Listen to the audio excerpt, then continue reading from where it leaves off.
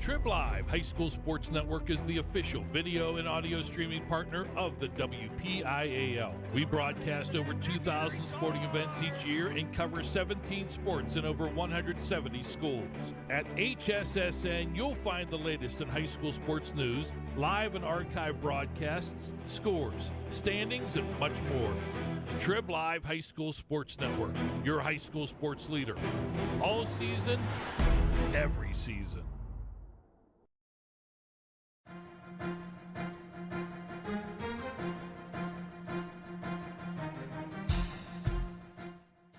This is the Lawrence County SportsNet, powered by LCAT. Gold heading back to Lawrence County. Your home for the County of Champions. Swing and a miss! A no-hitter in the WPIAL championship game.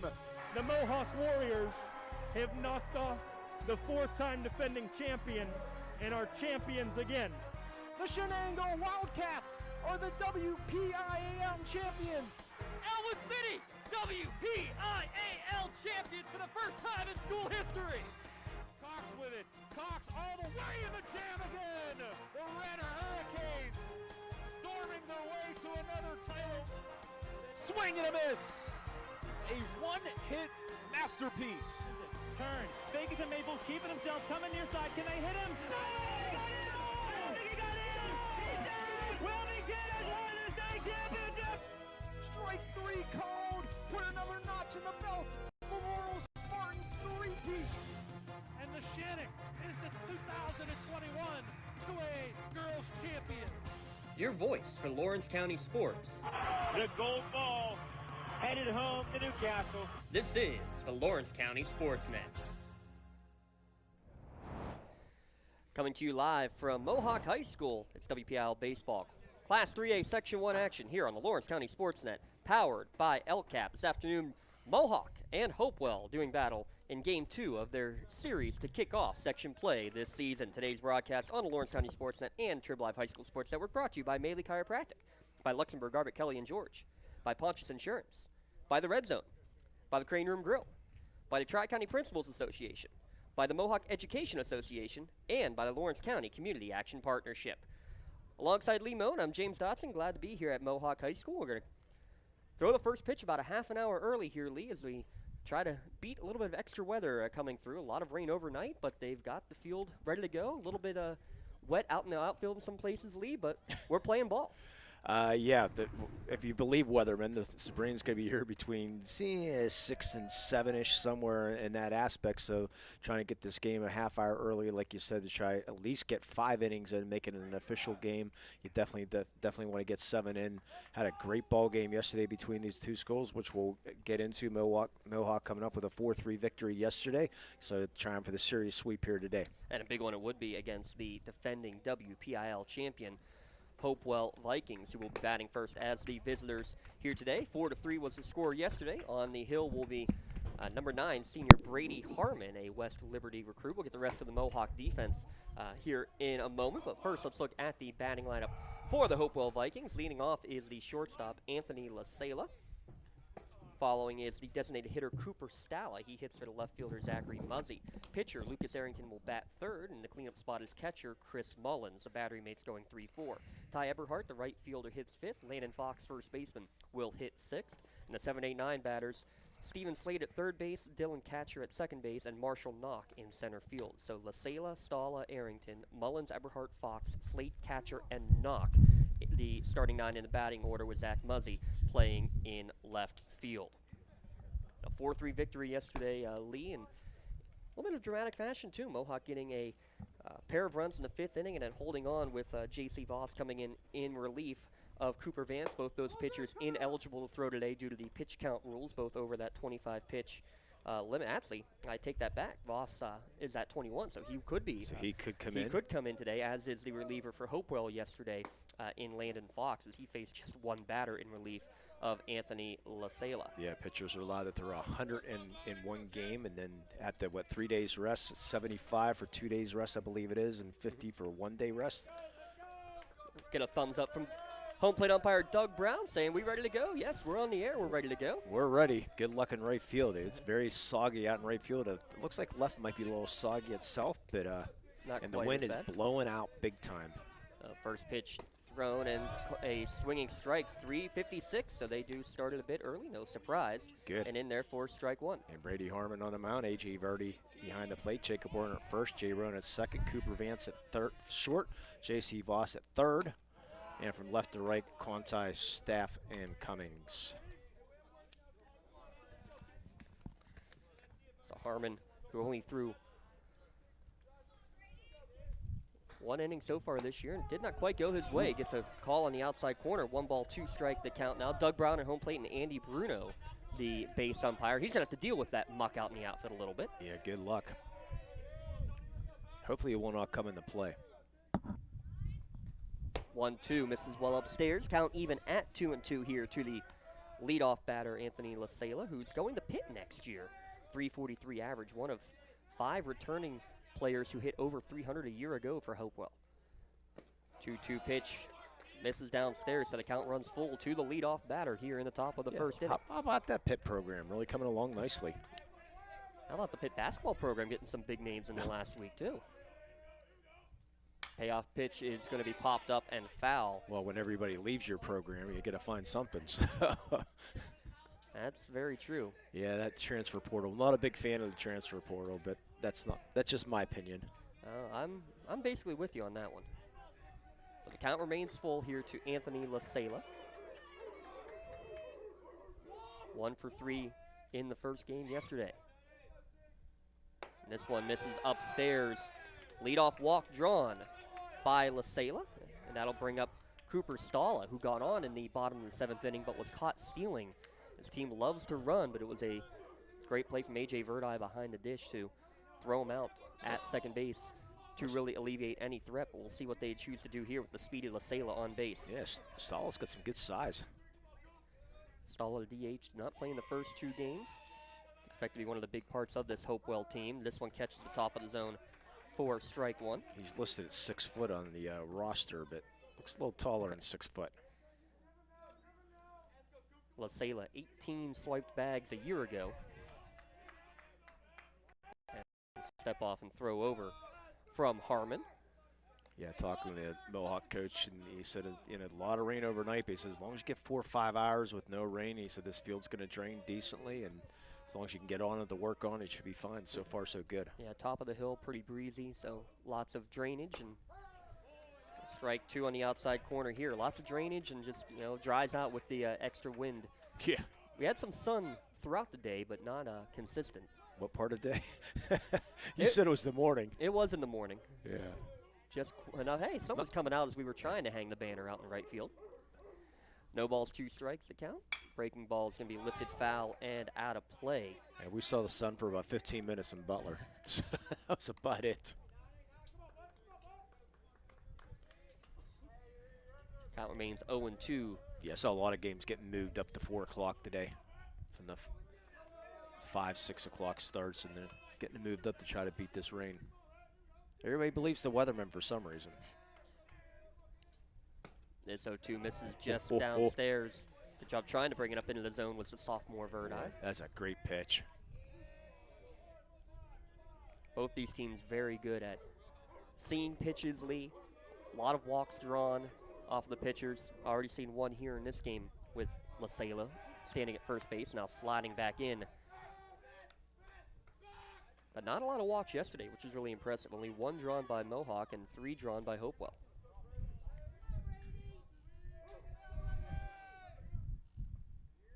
One-two. Breaking ball swung on and missed. Beautiful pitch to retire Stalla, and that's going to bring up the dangerous Lucas Arrington, one of the top players in the state, Lee. Yeah, when I'm reading it, number 9 at his position, ranked number 9 in the state, only a junior, so got a lot of talent. Listed at 6'1", 238 on the roster. 3 games played for Hopewell. He's got a double in each one of those, and actually had 2 doubles in one of those games. Yeah, 4 doubles in 3 games. Yeah, outfield deep.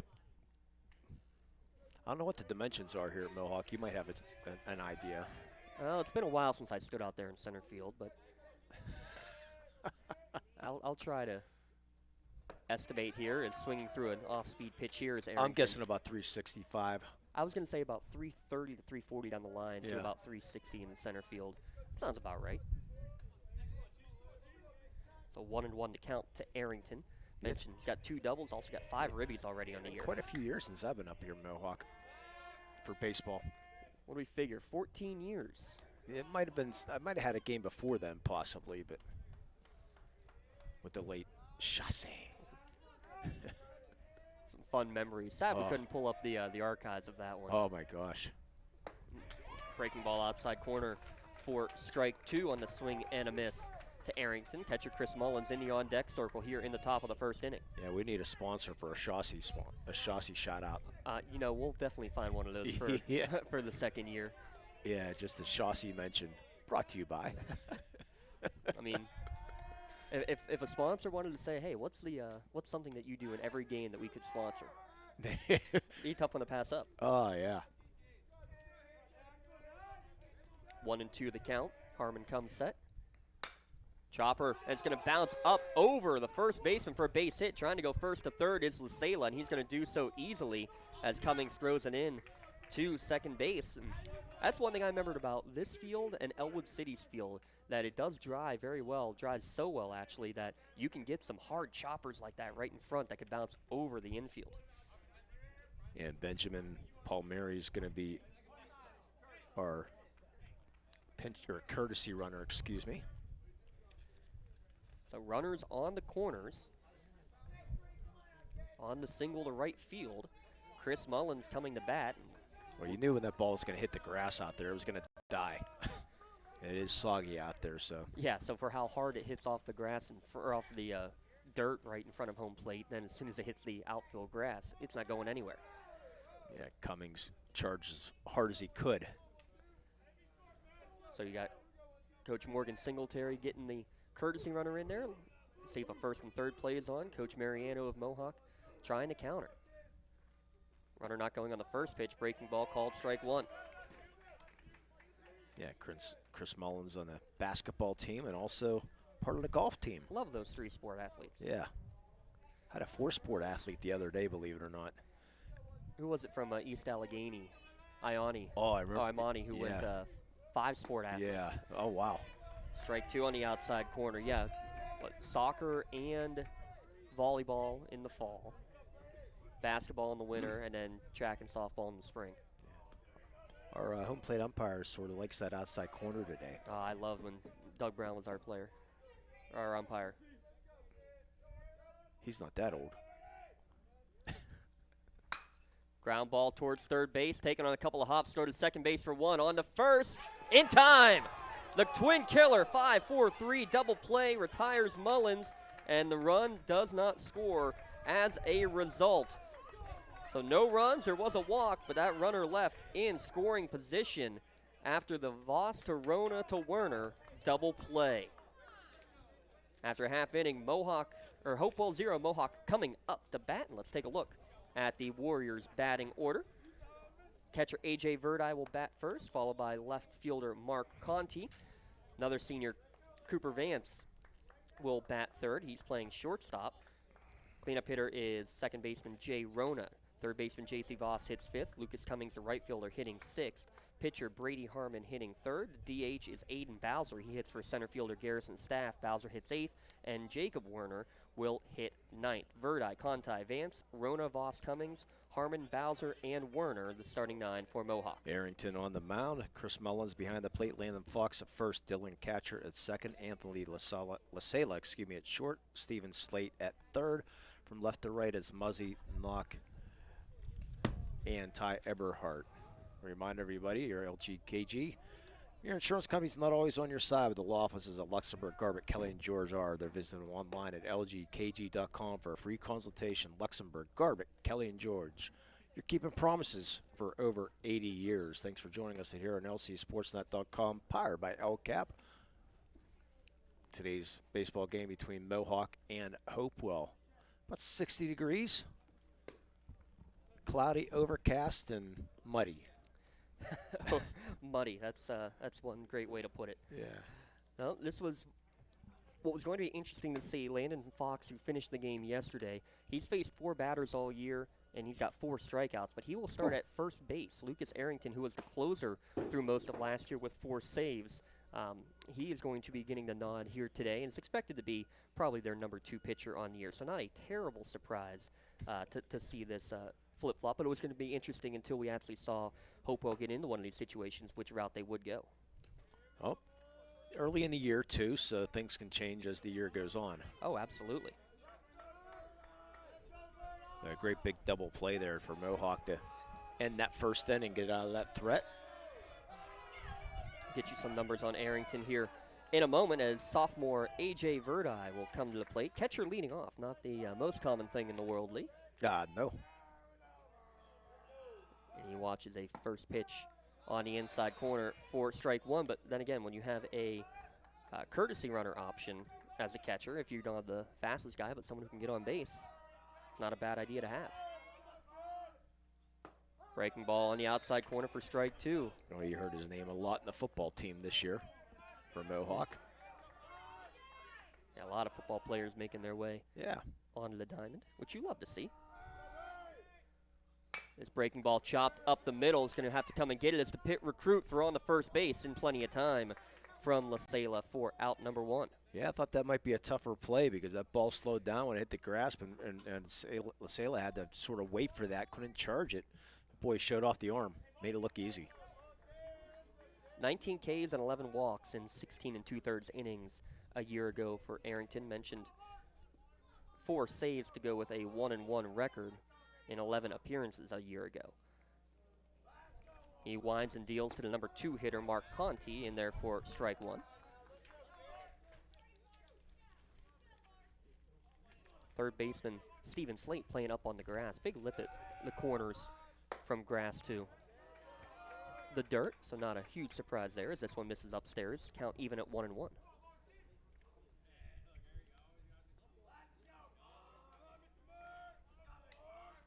One breaking ball misses upstairs as well. Didn't break down. 2-1 now the count. Yeah, that stayed up.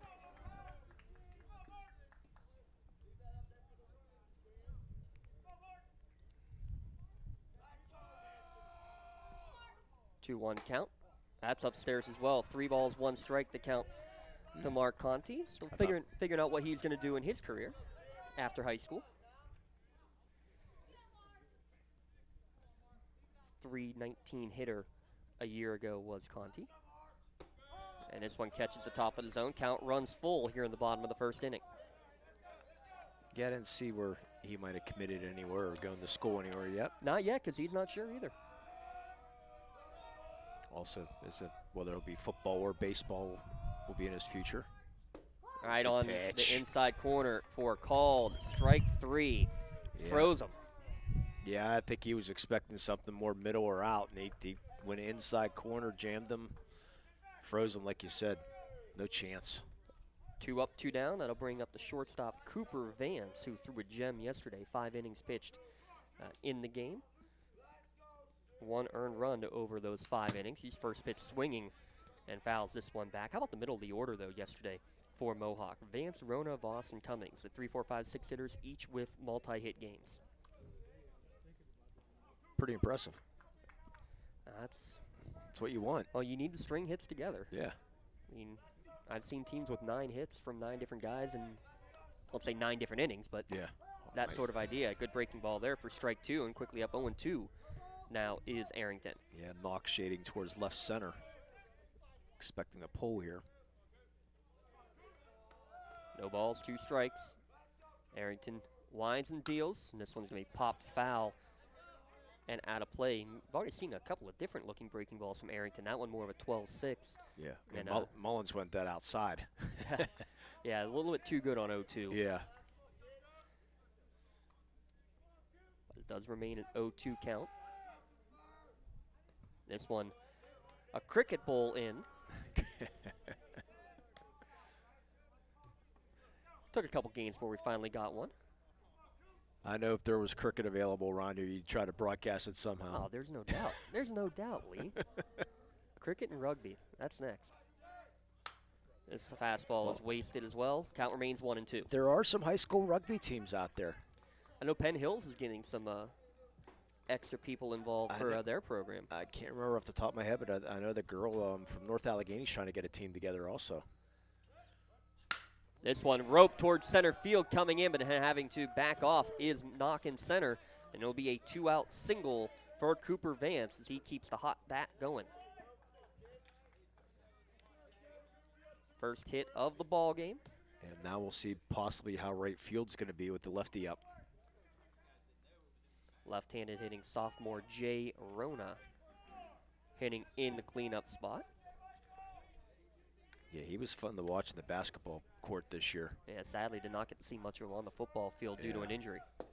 This one misses downstairs for ball 1. Yeah, basketball team here at Mohawk struggled, but they sophomores and freshmen all throughout, and they're going to be good in a couple years. I'll tell you what, talking to Coach Mariano, watch out for the freshmen coming up next year because it's a talented junior high class. Ended up, I believe, the 8th grade team won the county championship this year. I don't know about that baseball coach, though.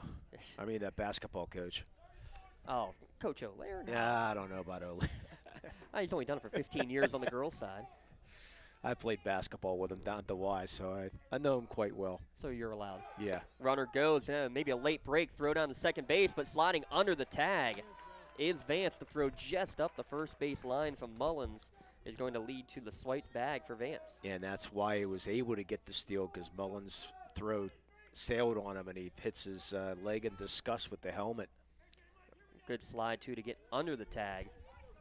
Strike on the pitch, 2-1 the count, but a runner in scoring position now. 2 down, bottom of the first inning. Chopper, straight out in front, and actually, asking, saying Rona thought he hit off him, but he's not going to get the call. It's going to be an easy 1-3 putout to end the inning. I thought, yeah, it sounded like played. I mean, he thought maybe it went off the catcher or a catcher's interference, whichever, but nonetheless, not going to get the call. So no runs, 1 hit, and that runner left stranded. We've played one here at Mohawk High School, scoreless between Hopewell and Mohawk. Here, your home for the County of Champions. WPIAL Baseball on the Lawrence County SportsNet, powered by LCAP. Just like going to the doctor, our homes need a checkup too. If your home is not properly weatherized, you could be at risk for symptoms that cause unhealthy ailments and higher utility bills. The Weatherization Assistance Program is the key to reducing utility costs and increasing comfort in your home. Services include an in-home energy audit to inspect your furnace and hot water tank, check for air sealing around windows and doors, and ensure adequate insulation and ventilation. Learn more at lcap.org or call the Department of Healthy Homes to get your checkup today. For more than 120 years, people have relied on Martindale Hubbell's preeminent rating to select their attorneys. If you've been involved in an automobile accident, you should do the same. At LGKG, we have been preeminently rated for over 40 years. Back here at Mohawk High School, we've played 1 inning, and both teams able to get runners into scoring position, but unable to capitalize thanks to great defensive play from Mohawk and some good pitching from Arrington, including fielding his own position there to end that last inning. And the good news is 1 inning in 15 minutes, so. Hey, yes. That's the good thing. And again, we started this game, well, technically 4 minutes early from the scheduled start time, but it was actually originally scheduled to be a 4:30 start. Now, is that a usual start time here at Mohawk, 4:30? They, I think 2 years ago is when they officially moved back to the 4:30. I know the Shannock's had that for a good number of years at the 4:30 start. Just give everybody time to get here, not have to be rushing, players, coaches, and everybody else out of the classroom. Plus the teams who travel to it is a haul up to Mohawk. But in beautiful Bessemer, Pennsylvania. Yeah. As our friend Shazi would say. That one misses upstairs for ball 1 and to Ty Eberhardt leading off this inning. And our non-friend, Mike Azadian. Oh, wow. No, I'm just kidding. You always say that because he got you in the pool. Yeah. Ty Eberhardt picking up where he left off from the WPIAL championship. Had the game-winning hit in the championship game a year ago and has a leadoff single to start things here in the second. And I'm sure Mike texted you about 2 seconds after the final score. No, actually. Okay. Shocking as that may be. Actually we got to see Mike a while back. So Landon Fox now. First baseman in the batter's box. Third base way up, expecting the bunt. He does square, and it's going to hit him. The foul ball. Is he in the? But he's in the box though, so just gonna be a foul ball. It wasn't in the box by much. Yeah, I got to remember that call. I'm going to be certain umpire here in the next few weeks. Get back out there, huh? Yeah, I'm going to get back out again this year. Well, I just had to buy 4 brand new tires for my car at $800, so. Well, that'll do it. Yeah. So tournaments are coming. Another square, and missing on the bunt attempt is Fox. So 0-2 the count. And then the trip to Florida coming, so it's going to be an expensive spring. Yeah, but the fun time of year. Oh, yeah. Fox, who had 1 RBI all of last year in his limited plate appearances, 1 RBI already this season, but now faces an 0-2 count. Harmon will come set. Long pause, and now delivers. This is way outside. Good scoop from Verdi behind the dish. Yeah, nice stop. Not a lot of room behind the plate here at Mohawk. Yeah, that's what I remember, but it does bounce around a lot. Yeah. Here back. And not a lot of in between the lines either. Maybe about, 20 feet or about 30 feet probably. Yeah, closer around the bases than it is as you get further down the outfield line. Got to play a good number of games here in Section play. The old AA Section 2.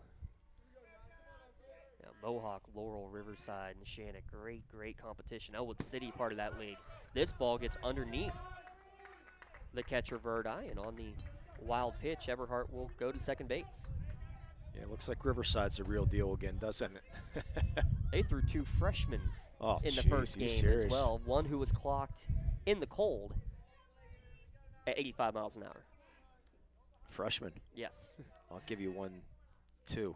2-2 pitch foul back into the screen. Count remains at 2-2. I believe it's Lexi Hames, if not mistaken, freshman softball pitcher for Seneca Valley, already thrown 63 to 65. Yikes. She did not pitch yesterday. She was unable to pitch yesterday, but 63-65 as a freshman for softball. 2-2 pitch misses outside. The count runs full. But that's impressive for 85 for baseball as a freshman too. I mean, if you stay healthy, you're only going to get faster and better. Try to keep count of the pitches as we go along as well. That was number 27 thrown. Good luck. By Brady Harmon. You're very good at that. I'm not. Well, you know what? We got Game Changer to help us. Well. Payoff pitch coming. Called strike 3 on that outside corner. Second strikeout of the game. It's been there since the top of the first inning and the second strike. Better get used to it because he's going to call that corner, and you said he did 14 years ago. So, yeah, he's one of those umpires as a pitcher you love because you paint that spot. Yeah. If he's giving it to you, you take it. You better believe it.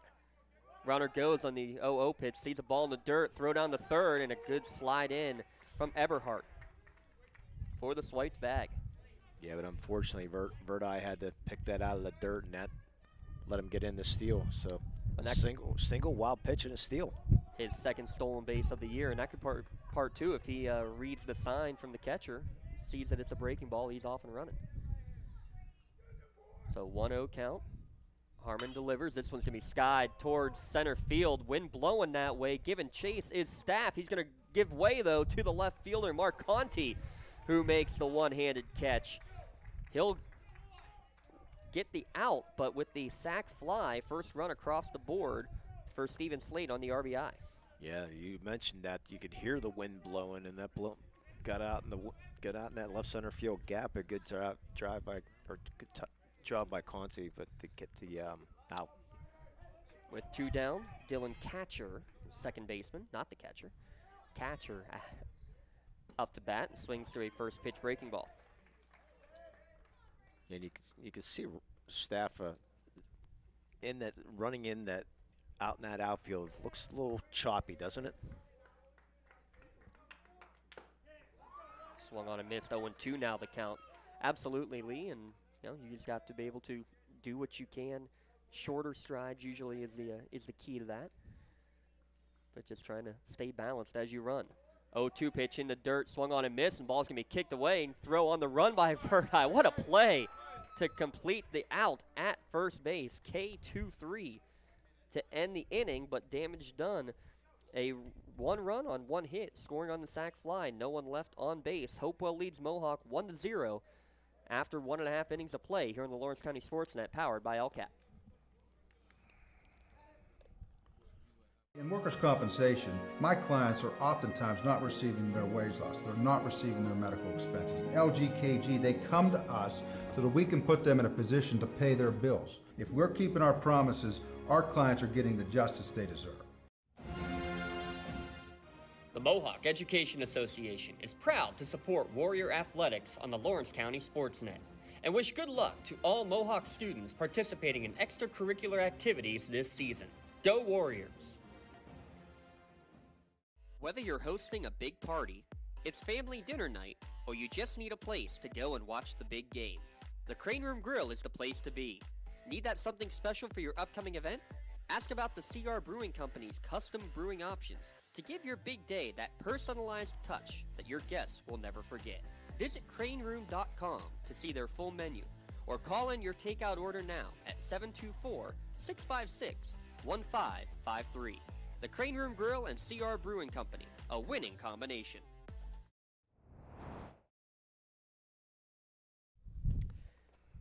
Sacrifice fly getting the first run of the game. Sac fly from Stephen Slate, making it 1-0 Mohawk as we head to the bottom of the second inning. Mohawk with Voss, Cummings, and Harmon due up, Lee. Yeah, a little bit of small ball with the stolen base, the wild pitch. And not to be surprised with such a perennial power in Hopewell. You're defending WPIAL champions. Yeah, but only second-year coach Morgan Singletary. But also a longtime assistant, which is what Coach helpful. Mariano was too at Mohawk. It's fun to see that, the longtime assistants finally getting the nod at the head coaching job. And this one catches the outside corner, 0-2 the count. Yeah, Hopewell won in their 4th title last year.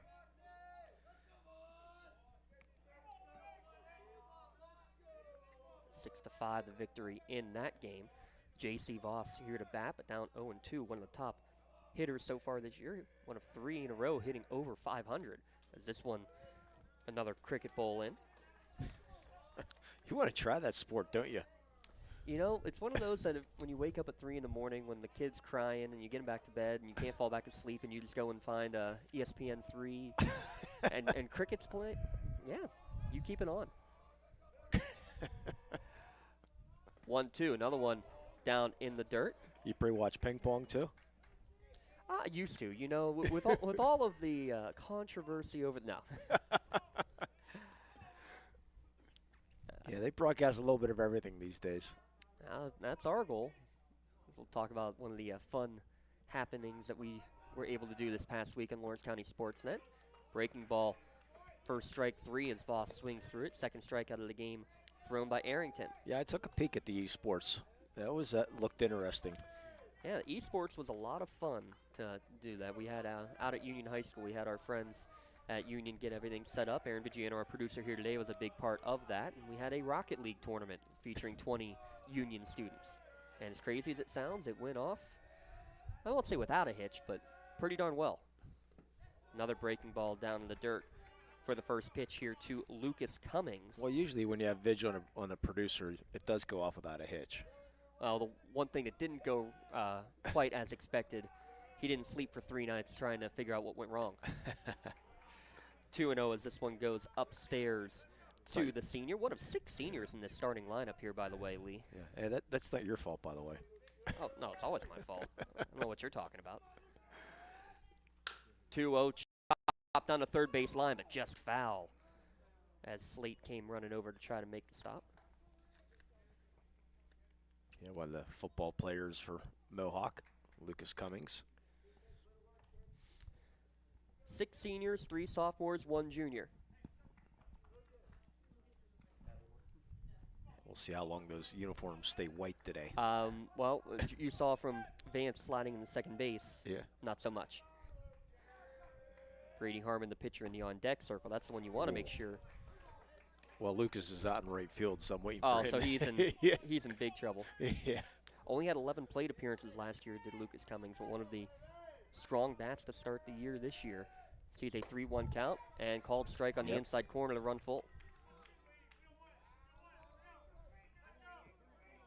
the Mohawk coaching staff. Yeah, I'll give the parents a tip of how to clean a baseball uniform. I saw here later on.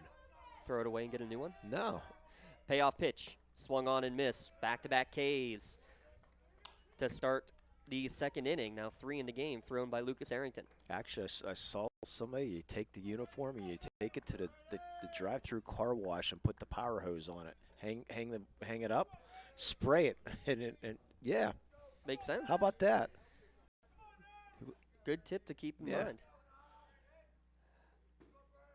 2 up, 2 down, and first pitch swinging here is Brady Harmon. Chopped towards third base, taking on an in-between hop, but a good job to handle it by Slate and fire to first base for the final out of the inning. Warriors retired in order. We've played 2 innings here at Mohawk. 1-0, Hopewell leads here on the Lawrence County SportsNet, powered by LCAP. When a team needs to discuss their next move in a big game, Coach calls a timeout. When you need to discuss your next move after your latest life endeavor, let Ponce's Insurance be your coach. At Ponce's Insurance, how we serve you is as important as the insurance we provide. Protecting those you love, the business you built, and the things you've earned. That's our job. At Ponce's Insurance online at poncesinsurance.com.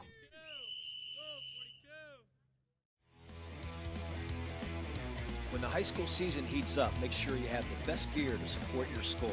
Head to the Red Zone on Wilmington Road in the Shannock for all your county sporting apparel needs. From sporting goods to custom apparel to embroidery and more, the Red Zone has it all. Quality gear for all 8 schools in the County of Champions. Stop by and enter the Red Zone or visit them online at theredzzonesports.com. Score big at the Red Zone. 1 run on 2 hits for Hopewell. No runs on 1 hit for Mohawk. We've played through 2 innings here at Mohawk High School. I'm James Dodson alongside Lee Moan, who has no idea that it's coming his way. But he's taking the middle 3 here, folks. I had a thought that might be coming from just the old days. Oh, absolutely. Lee Moan taking us through the middle 3 here. Thanks. Absolutely. You want to sit back and relax and make sure Vidge is doing his job back there. Oh, absolutely. Somebody's got to go some quality control. Number 9 hitter Marshall Knock leads off for Hopewell. 1-0 Hopewell. It's been a while since we've done this here. Yeah, first pitch up high. Way too long. Yeah, got to get in mode because come May when everything starts hitting, the busy time of the year and then the playoffs, and got to be versatile. Comes the 1-0. There's a swing and a miss. Well, something interesting happened between innings, too, and that's why I was trying to get more dissection on it. But home plate umpire Doug Brown had to go have a conversation with the Mohawk bench. The 1-1, ground ball deep in the short. Vance over, makes a strong throw, but not in time. Infield single for Marshall Knock. Well, Knock, who was a courtesy runner and pinch runner through most of last year, only had 1 official at bat, but he actually leads the team in runs. And that's part of the reason why. You find a way to get on base. The infield single there, 3 hits, and now 3 straight innings that the leadoff man has gotten on for Hopewell. And LaSala stepping in. You want to finish your thought real quick on what they were talking about over there? Somebody was relegated to be on the bench for the rest of the game. Ooh. That was what I heard Doug Brown say. Scoring around the bump, it pulls it back, but it's a strike called on the outside corner. And Coach Mariano turned around and said, wait, for what? He said something that was said. He said, he was talking to me, the coach. He said, I don't care. He said something that ought not have been said. So somebody has been relegated to the bench for the rest of this game. Wow. Interesting. So we'll try to get confirmation on that best we can. Scoring around a bunt again, gets it down and right in front. Harmon will throw over to get the sacrifice completed. 1-3. But, I mean, tell you what kind of player. You have a Division I prospect in Anthony LaSala going to Pitt, and he's doing the right thing for the team and sacrificing the man over to second base. That's, I mean, that should tell you enough right there about how this team and how this program works. So he's officially 0 for 0 with a walk and a sacrifice. Bring up Cooper Stala. Struck out his first time up. 1-0 Hopewell here in the top of the 3rd. And Stala looking to be playing ball at the next level too, going to Queens College. It's good, glad to see him back out there after missing the first couple of games of the year.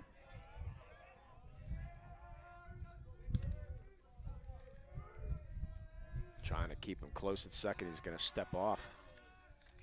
Again, Marshall Knock, who had many stolen bases last year as the courtesy runner. Where'd you say Cooper was going? Queens College, I believe. Didn't catch that. Comes the first pitch, swings and misses. Good breaking ball to start the count there from Harmon. They've already left one player in scoring position. See if they can waste another. Stala, the DH here today.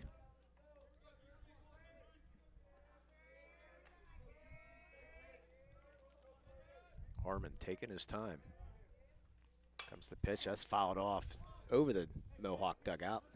Now the count 0-2, and I'll tell you what, they usually have netting down the first and third base lines. They just haven't gotten put up yet. And I heard the fans saying, oh, at least we can see today, but I'm not sure if I care about that. Yeah. And that's why right there. Yeah, I remember those days at Pullman Park before the netting. So Harmon heading the count 0-2. Comes the pitch. That's low in the dirt. Well, don't want to speculate too much on Stala, whether he may have an injury, but he was expected to be one of the pitchers that could be in the rotation this year as well. Missed the first couple games of the year, now as just the DH. You know, see that up at Neshannock with a similar scenario. You just hope that that's not the case, but glad you can still get him in the lineup. 1-2, hit right back up through the middle, fielded behind second base by Rona. Strong throw over, gets some nice play. Goes 4-3 in the play. Knock goes to third. Yeah, Knock was off and running with the pitch, and I'll tell you what, too, he was real smart, took a decent turn to see where the throw was going to be. If that throw was offline at all, he was going to keep on going, but listens to coach over at third base, holds the fort, but what a great play by Rona to get the out. Now do you walk Mr. Arrington? Or you pitch very, very carefully to Mr. Arrington right now. I think it's that. I think if you have the intentional isn't the worst thing in the world. Singled his first time up, swinging a miss at looked like a breaking ball there, strike one. Yeah, both these pitchers look like they have breaking balls that are just falling off the table. 2 outs here in the top of the third, 1-0 Hopewell. Comes the 0-1. Another breaking ball catches the inside corner, strike two. Harmon's not afraid to throw that breaking pitch. No, well, again, if you throw your best pitch, if their best hitter hits it, their best hitter hits it. Let's see if he goes outside here with the 0-2. Goes in the dirt. And tried to put a little bit extra on that one, tried to blow one by Arrington after those 2 breaking balls, trying to switch it up, and a little bit too much mustard on it. Yeah, Verdi able to stop that. Count goes to 1-2. 2 outs here in the top of the third inning. Comes the 1-2. That stays outside 2-2. Well, you hear the Mohawk dugout saying, hey, I love it. I love that pitch. I love that location. You got to be able to mix the speeds, mix the locations. Now you're back even. Got to be very careful here to Lucas Arrington. Comes the 2-2. Fisted out in the left field. Conti coming in. A few steps, he'll make the catch. No runs and a hit, no errors, and 1 man left at the end of 2.5. It's 1-0 Hopewell. And now time for our melee minute. That's right. We're going to keep the old tradition going. We're going to have a between the top and bottom of the third inning, we'll have a softball update. So we're going to take a look across Lawrence County. We'll start with the defending WPIAL champions, Laurel, from a year ago. And, man, are they in a home run brigade to start the year. I think they had 4 home runs in the Highlands game alone. They're outscoring their opponents 34-7. That's a big field, too. Yes, it is. In their first 3 games, 34 runs on the board, 10-plus runs in every game. They're supposed to play Freedom today in section play. How about this? The defending WPIAL runner-ups, Elwood City in 3A, Union in 1A. They played yesterday at Union. Elwood City won 8-7 on a crazy ending to that game. We'll get to that one in a moment. Union's game today against Southside has been postponed. Union, by the way, 3-1. Elwood City still undefeated. They are to play Quaker Rally today in section play. Let's talk about the Mohawk Lady Warriors. They're 1-2. They defeated Freedom earlier in the week by a 17-2 scoreline. They play Riverside today in section play. Also in that section is Neshannock. They defeated Freedom 21-0. They defeated New Brighton 18-0. They play Shenango on Friday. Neshannock off to a great start as well. Shenango, the defending WPIAL runner-ups, they're 1-3 overall. They play Neshannock, as you mentioned, on Friday. They have a 1 victory in the year against Freedom. Newcastle 0-2, a couple of big losses to start their section play against Central Valley and Montour. They're playing against Hopewell today down at Hopewell. And finally, up in District 10, Wilmington. Man, are they off to a great start. 3 wins. Their scores, Lee, 23-10, 15-2, and 16-0. That's 54 runs in 3 games. They start region play next week against West Middlesex. There's your Maley Chiropractic Minute, your Maley Minute, helping to keep you in the game. And I'm going to add 3 seconds to the Maley Minute. Mohawk on the air next Monday. That is right. For softball. Mohawk versus Neshonoc, I believe. Do not know. I just know I just got on my calendar. I'm at Mohawk. That's all I know right now. I believe it is Neshonoc. The person who makes the schedule should know those sort of things, Lee. But first pitch a little low. Aiden Bowser fouls this one off, strike 1 to Aiden Bowser to DH today. Yeah, but you got about 85 other things going on. Nothing important. Along with 85 things from your 1-year-old. So. Yeah, just turned 1 and just got his first black eye. All right. 1-1. That's low, roped in the right field for a base hit. That ball's going to die out there as Eberhardt will throw it back in. So leadoff single for Aiden Bowser. Aiden Bowser doing exactly what you're taught to do with a breaking ball. You sit back, you let it get deep, and you drive it the other way in the right field. Well taught, well trained, and the sophomore gets the leadoff single. First time the leadoff man's been on base for Mohawk. Hopewell's been 3 for 3 in that aspect. Now let's get the freshman in, Jackson Chapman. As third baseman, Slate is in about 20 feet already. Expect him bunt in this situation. Throw over to first. Gets away from the first baseman, not far enough to get away.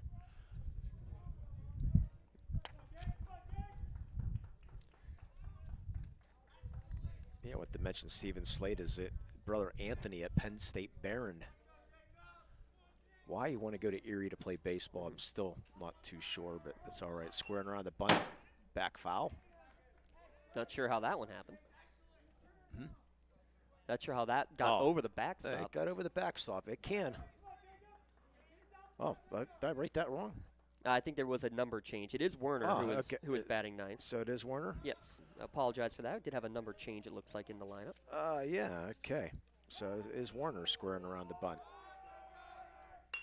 Who gets it down perfectly. Slate's going to let the pitcher throw it over there in Arrington. So sacrifice complete.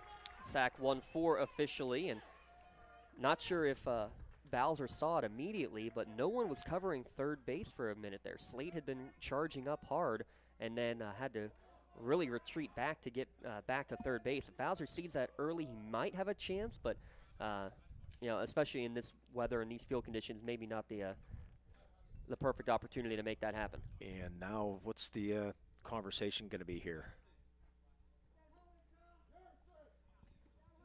I think what they're doing here, Garrison Staff is the center fielder, Aiden Bowser the DH for him. What I think they're going to do right now is they are going to remove the DH from the game, and Garrison then will run for himself at second base. Sounds like a plan. Very good. Okay, Coach. Did you hear Aiden Bowser said, "Hey, Coach, I still made it to second base for the record." Well, Coach Mariano being at third base right now, he was not coaching the first 2 innings at third base, so I'm wondering if that's where the relegation may have happened, as we mentioned earlier there, Lee. So we have Garrison Staff, you said, out there? Yes, Garrison Staff, who was the starting center fielder. So he is now set a DH out of the game as of right now, and Verdi will step in 0 for 1 on the day. Yeah, great sacrifice to get the top of the order and Verdi up.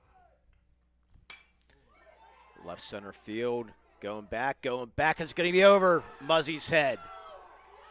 Muzzy will throw it in, and the runners have to stop at third, unfortunately, because Staff went to make sure that ball was caught. It was not caught. He was going back to second base, so it's going to be a double, but no runs scored in there as Verdi stops at second. Now, only the second hit of the year for A.J. Verdi, but, man, he had a bunch of doubles last year, and now he being the catcher, he gets to check out of the game, and we will have a courtesy runner coming in. And that's going to be Keegan Hopper. Get confirmation on that one before more numbers get messed up. Well, it says Keegan Hopper on here, so. You got it on the official card, so we'll go with that too. Yeah.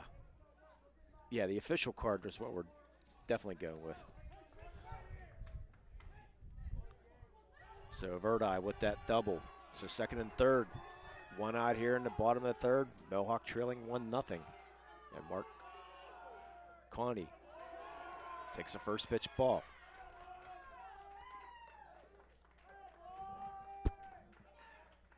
So Staff at third, Verdi at second.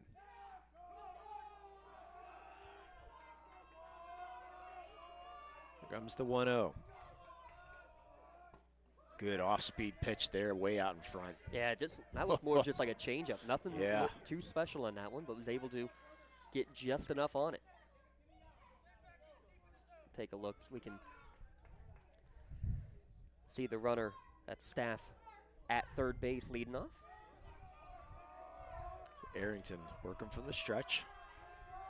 Comes the 1-1. That's fisted foul. So he gets ahead in the count 1-2. Well, now at this point, if you're Conti, you're not thinking about crushing the ball. You're not thinking about anything except doing a job, getting the ball in play, and trying to get Staff to score from third base. Yeah, corners are in. Second and short, double play depth there. Boy, they're really looking for Conti to look towards right field, shading that way. Here comes the 1-2. That's way outside. Ball gets away. Wild pitch, and here comes Staff. He's going to slide in safely. Tie game. Good hustle there by Staff. Yep, he read it perfectly right off the bat, and the half step that it takes for Mullins, as he thought he may have had it picked and then had to go and chase it down. Combine that with Harrington having to get off the mound and get in there. It was going to be a bang-bang play no matter what, but also the heads-up play of Staff, getting that head-first slide to make sure no chance of getting tagged, and we're tied. And the count's at 2-2 now. And that ball gets away too, but Verdi's going to say, nah, I'm not going to take that chance. Yeah, well, Hopper, the courtesy runner now, is the one saying right. that too.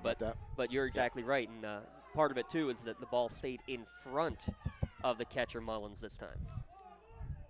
Full count now. That's way up high, ball 4. So Conti on with a walk, and he's going to go to second base. Did not stop, and then we have a rundown situation. Here comes Hopper. He's going to be thrown out at home. And on the play, Conti's going to end up at third. So smart from Conti to just keep on going, but in the course of the play, Hopper went and made. And now we're gonna have a situation here where Hopper did not try to slide. And now we're gonna have a situation here, maybe a blocking the plate or blocking without the ball possibly. In my humble opinion, I thought the catcher and Chris Mullins had the ball before, when he was in the line, he had the ball before Hopper got there. So that's why I'm assuming that's what they're going to talk about right now, I think. That Mullins didn't give him a chance to get out of the way. That makes sense. Mariano comes over and says, said for sure he didn't see it because he's watching the play develop otherwise, and same thing. The base umpire is getting the same thing, that he's watching the play going at second base. Right, that's not his responsibility. Now what the Hopewell coaches are upset about is that in the end, you end up getting basically a high hit from Chris Mullins, or to Chris Mullins, I should say, from Kevin Hopper. Well, on the play, I mean, it was a walk. Conti just continued to go right around. And now we're going to get some situations out right now.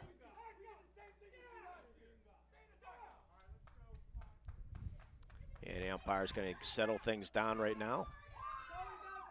And now we got a coach out of the game now. So let's see who got thrown out.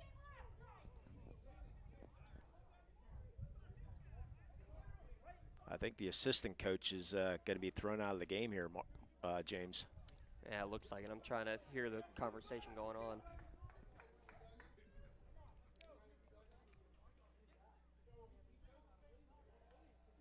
Home plate umpire will get things settle things down here.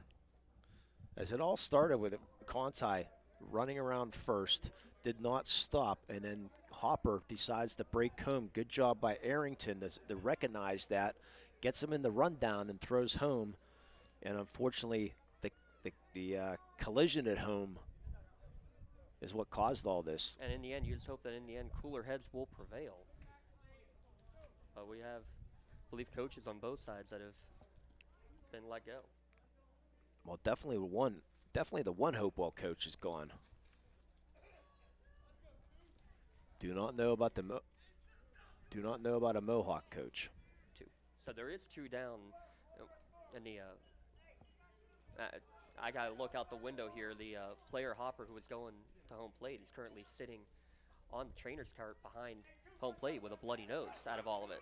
So that's part of it too. Is that Hopewell say that there was a high tag, or that was a high hit on the catcher, and the catcher also apparently delivered a bit of a high tag as a result. So, well, here we go. All comes down to 2 outs here. Connie at third. Cooper Vance steps in. First pitch is a wild pitch, and almost coming home was Gonti. You can't blame Mullins. I mean, he was in the lane, but he did have the ball. Right. So I mean, sure, he should be back from home plate, but that's where it ended up. But he does have the ball, so it's the runner's job to get out of the way. Right. Absolutely, I agree with that. Comes to 1-0. That's lifted deep left field. Muzzy's going to be over his head. Vance will go into second base.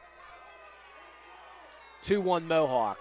We mentioned it. The swirling wind out there, a little bit tough to handle. And you saw Muzzy on now 2, but 1 to his left, and now this one to his right. That was just a little bit out of his reach and maybe not getting the perfect read right off of the bat. Still going double? I think so. Okay.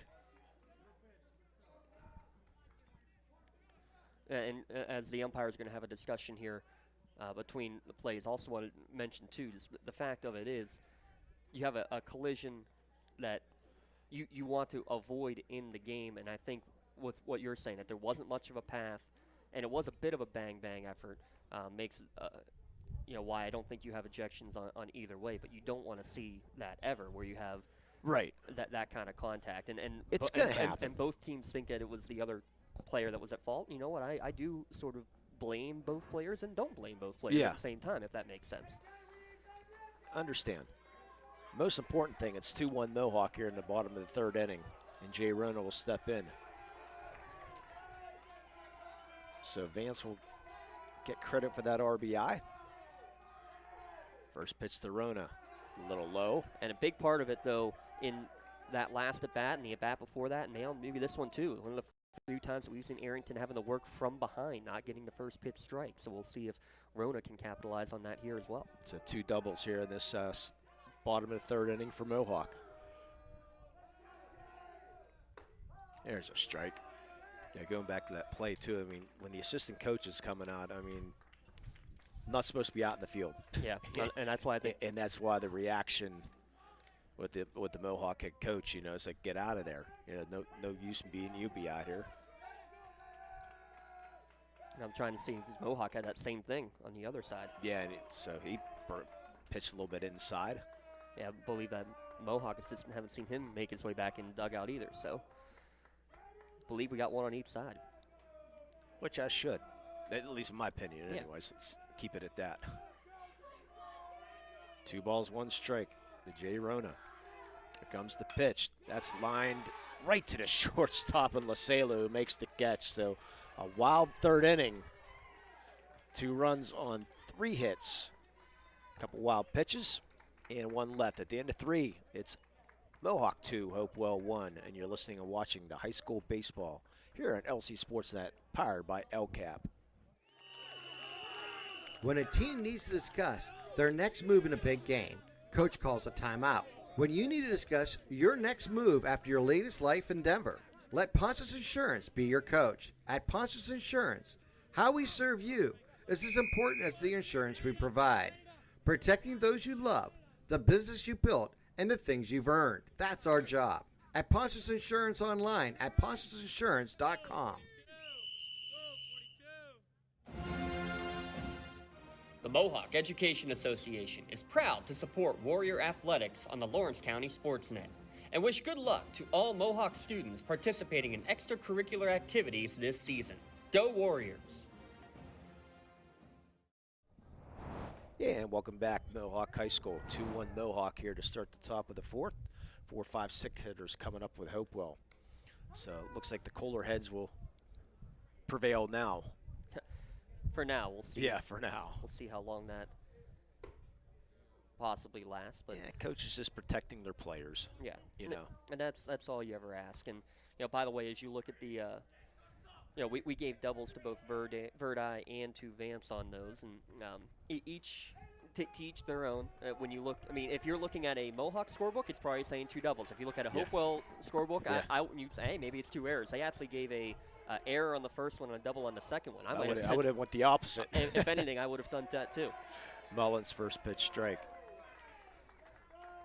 Mullins, Everhart, and Fox here due up in the top of the 4th.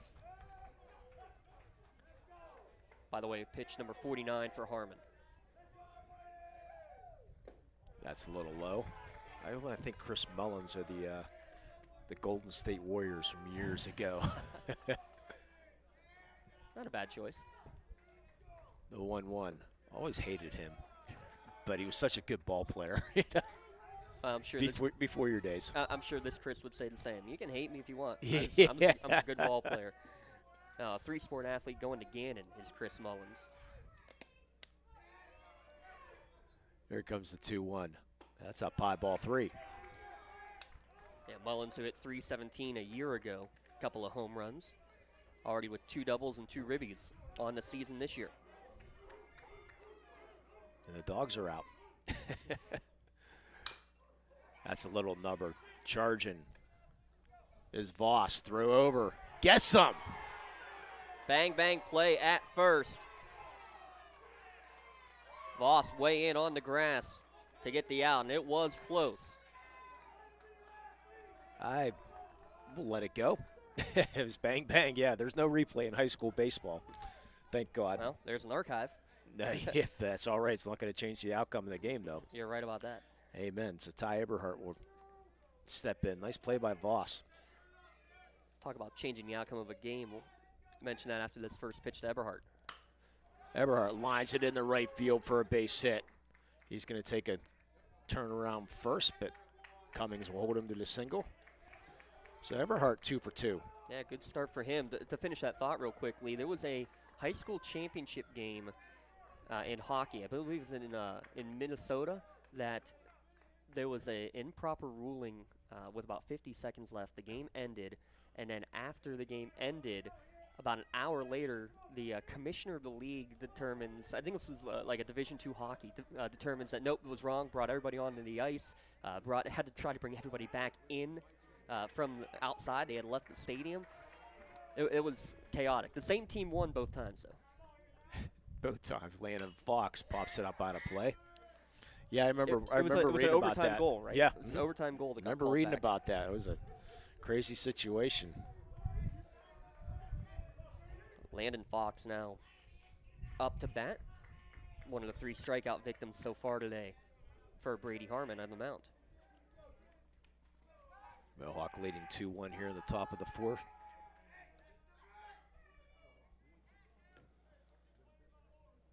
Rain's still holding off, which is a good thing. Oh, for now. Yeah. As long as we make it out to the car. That's all I care about. Comes the 0-1. That's outside, ball 2. Or going to be 1-1. Boy, we're in preseason form. Well, if it does rain, we'll run to the car and we'll let Vichy take care of all the equipment in here. Yeah, that sounds like a plan. That'll be the last broadcast on the air for a while, too. Yes, it would be. Comes the 1-1. That's in the left center field. That's going to drop. And that's going to drop and die out in left center field. Eberhardt will stop at third. Fox with a 1-out double. Yeah, right into the gap, and a good job of Fox to slow down the swing on the off-speed pitch. Slow the hands, but then still explode forward within himself to find that gap in left center field. Now 2 runners in scoring position. We're going to have a Pontius Insurance trip to the mound here, Lee. Yeah, good old Pontius Insurance. Thanks for all year long for Pontius Insurance for sponsoring on LC SportsNet. It's like they're going to go to the pitching mound to listen to their coach and discuss the needs. Is what you get at Ponce Insurance. They put their attention at things you own so you can devote your attention to the ones you love. Visit them online at ponceinsurance.com. Ponce's Insurance, love the life you live, worry-free. Well, 2 runners in scoring position. Steven Slate come to the plate. He's got the only red zone RBI of the game so far for Hopewell. On the other side, Cooper Vance, an RBI double for Mohawk. The other run scoring on a wild pitch scored by the, I guess you call it a pinch runner, Garrison Staff, who switched spots after being DH'd for to become the official player in the starting 9. So Steven Slate mentioned his brother Anthony at Penn State Bear, and he's going to step in here with 2 men on and 1 out. Infield will play back and look for the run, or look for the out, the sure out now. First pitch to Slate, swing and a miss. Interesting there, but at the same time, you know, this first one especially doesn't mean nearly as much. It's the second run that is the one that would be the killer, because that would give Hopewell the lead. Still plenty of game left to go, too. Yeah, only in the top of the 4th inning. That's popped up out of play. But then you also wonder, knowing that there is weather coming and knowing that you got to get through 5 innings to be an official game lead, does that change your mindset as a coach too much? I wouldn't think so. Nah. And one good thing about Mohawk Baseball Stadium here, you have to park far away, so you have no chance of getting caught by foul ball. Oh, yes. The buses, on the other hand, are within reach. Yeah. Comes the 0-2 from Harmon. Strike 3 called. What a big strikeout there. 2 outs here in the top of the 4th inning. Just froze him. It was a breaking ball. It looked like Slate was expecting maybe the high heat, laid off it as he saw it was up in the eyes, but it breaks right down, catches the top of the zone. And now with 2 outs, everybody for sure back with catcher coming to the plate. Yeah, catcher. Steps into the box and swings and misses the first pitch. He's part of the Hopewell soccer team, is catcher.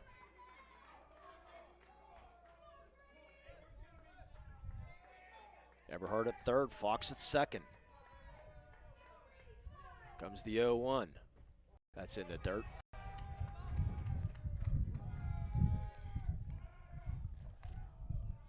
A lot of first pitch strikes thrown here from Harmon. 13 versus just 4 first pitch balls. Way to work ahead in the count for the senior going to West Liberty.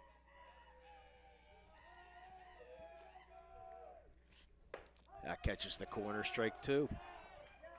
Again, consistent all day long as an umpire called that outside corner.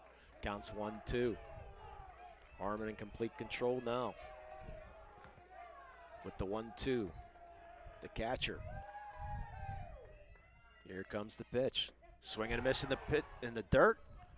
Verdi will throw down to complete the strikeout, and Harmon gets out of the jam. No runs on 2 hits. No errors, and 2 men left at the end of 3.5. It's Mohawk 2 and Hopewell 1, and you're listening and watching the high school baseball here on lcsportsnet.com, powered by LCAP. When a team needs to discuss their next move in a big game, Coach calls a timeout. When you need to discuss your next move after your latest life endeavor, let Ponce's Insurance be your coach. At Ponce's Insurance, how we serve you is as important as the insurance we provide. Protecting those you love, the business you built, and the things you've earned. That's our job. At Ponce's Insurance online at poncesinsurance.com. Wherever you're going, Axe can get you there. The bowling alley, beauty salon, and even the library. Axe can get you there safely. The grocery store, the pharmacy, and the bank. Axe can get you there comfortably. Going to work, visiting a friend, or just to relax at the park. Axe can get you there affordably. Axe is here to get you there safely, comfortably, and affordably. Choose Axe as your driving service and give us a call to schedule a ride. And welcome back to Mohawk High School. 2-1 Mohawk here in the bottom of the 4th inning. Looks like we might have some changes going on here. James, time to break out the binoculars. And well, maybe, and we'll have to get you a new LGKG defensive alignment out there, it looks like, for Hopewell. It looks like it is someone new in left field. 19, number 19. Looks like Benjamin Palmieri in left for Muzzy. Make sure on the official roster, I better break out the official roster since the other one was. Oh, come on. Hit photos, not Gmail. Well, that's the other nice thing about Game Changer here is that we should be able to get that. Yeah, so Palmieri is definitely in left. So we'll see if there's any other changes. It's going to be Voss, Cummings, and Harmon due up this inning for Mohawk in the bottom of the 4th inning. So number 3 out in center, which That's is still still Marshall Knock. Eberhardt 15. The infield all appears to be the same. Okay. So Eberhardt is number 15 also. Yep, so it looks like it's just that one change in Palmieri. And first pitch swinging is J.C. Voss. He struck out his first time up. So Muzzy was the DH, or he was, yeah, so being DH4. Right? DH4, so Palmieri is just now in left field. There needs to be a name for that, like in softball, the flex. Yeah. They need to come up with a name to make that a little bit easier. So here comes the 1-1. The J.C. Voss, who lines it in the left field for a base hit. Palmieri's going to be tested early, bobbles the ball, but Voss will stay at first base. So a leadoff single. And Voss staying hot, hitting over 500 on the year leading up to today's game.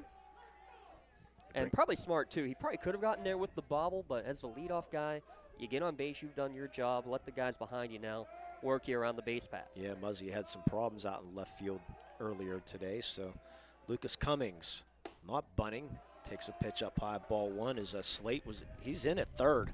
He's expecting bunt. Well, both these teams very good at the small ball. You're expecting that, see that sort of thing. Cummings struck out his first time up.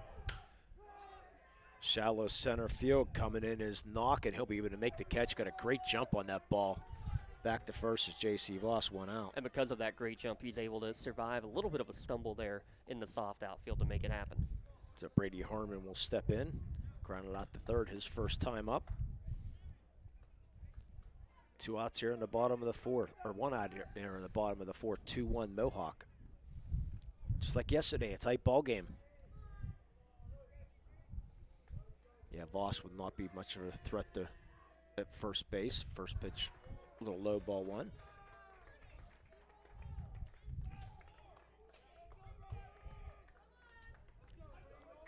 Mohawk using the wristbands for their communication. None of the traditional signals, no. None of the face or hat or chest or whatever indicator. And sign language, huh? That pitch inside. Ball 2. Yep, no miming by Coach Mariano over at third base right now. How long before you see the digital technology out there like you're seeing in Major League Baseball begin to happen? Yeah, not allowed yet. There comes the 2-0. That swung back and out of play. Yeah, no digital yet. Not allowed that iPad or anything like that yet. I still don't know even how I feel about everybody having the wristband out there, to be quite honest. Yeah. I don't mind. That's me. Comes the 2-1. That's easy, unassisted double play right there by Anthony Lasela. Textbook right there. Yep, right at him, does the right thing, calls off in plenty of time, calls off the second baseman, makes sure he's out of the way so he can step and throw to first base to end the inning. And no runs, 1 hit, no errors, and nobody left at the end of 4. It's 2-1 Mohawk. You're listening and watching the high school baseball on lcsportsnet.com, powered by LCAP. For more than 120 years, people have been relying upon Martindale-Hubbell's AV preeminent rating to select their attorneys. If you're involved in a workers' compensation situation, you should do the same. LGKG has been AV rated for over 40 years. For 20 years, Melee Chiropractic has treated athletes of all ages to help them get safely back to the top of their game. Melee Chiropractic has 3 full-time doctors in their office, and all 3 are former area athletes who have had to battle injuries throughout their careers. They want to help you get safely back on your feet. But more importantly, help stop the injuries before they happen. Prehab before you rehab. Attention all high school student athletes. During your sports season, a $25 visit to the Melee Chiropractic office includes an adjustment and/or all therapies necessary. From the athletes of tomorrow to the weekend warriors and everything in between, let Maley Chiropractic keep you in the game.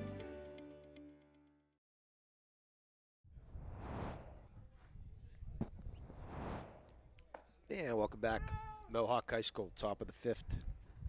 9-1-2 hitters as Landon Fox is going to go down the left field line and start warming up a little bit.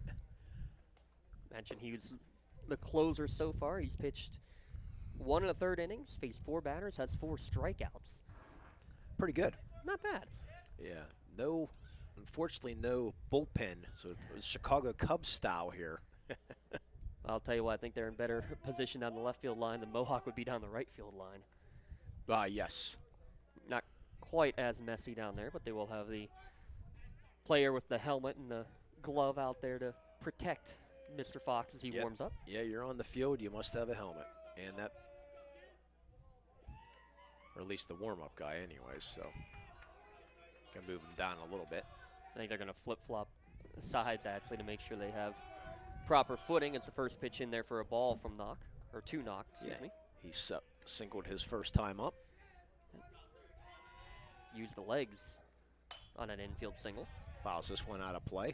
Let's take a look at the LGKG defensive alignment again, Lee. In the outfield from left to right is Mark Conti, Garrison Staff, and Lucas Cummings. On the left side of the infield, J.C. Voss, Cooper Vance at short, Jay Rona at second, Jacob Warner at first, A.J. Verdi behind the plate, and Brady Harmon on the mound. That one's fouled off too. What the pitch count now for Mr. Harmon here? Next pitch, by my count, should be pitch number 70. So still well in range. On the other side, through 4 innings, 58 pitches thrown by Lucas Arrington.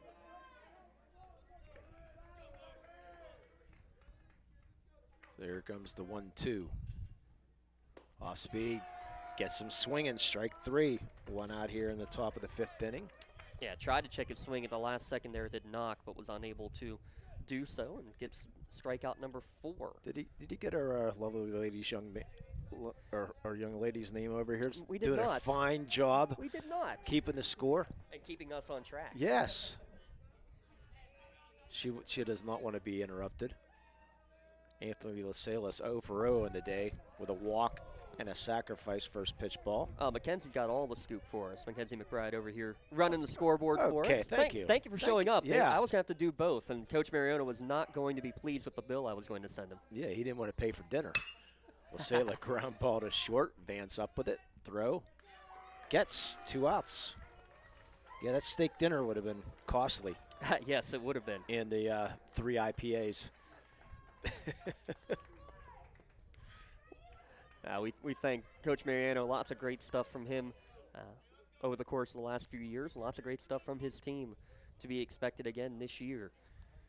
Cooper Stalla will step in 0 for 2. That was the first official at bat for Lasala there, by the way. That's going to ground ball. Vance going to go deep in the hole again. The strong throw over is going to be high and wide. Infield single for Stalla. Yeah, second time they've found an infield single there between short and third. And tell you what, Vance just even get to either one of them. Yeah. Impressive enough.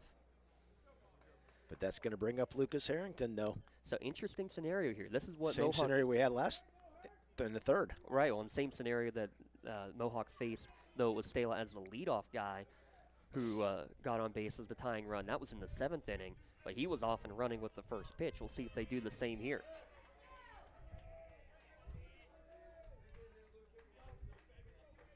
So Harmon, first pitch in the dirt.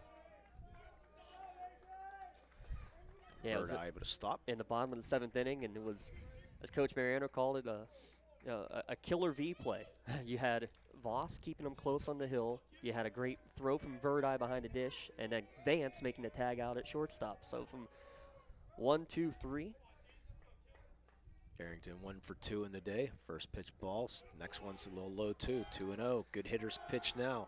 And that's what it takes to get any runner, especially one as quality of a base runner as Koopa Stala is, because you have to have a good delivery to home, a quick delivery to home.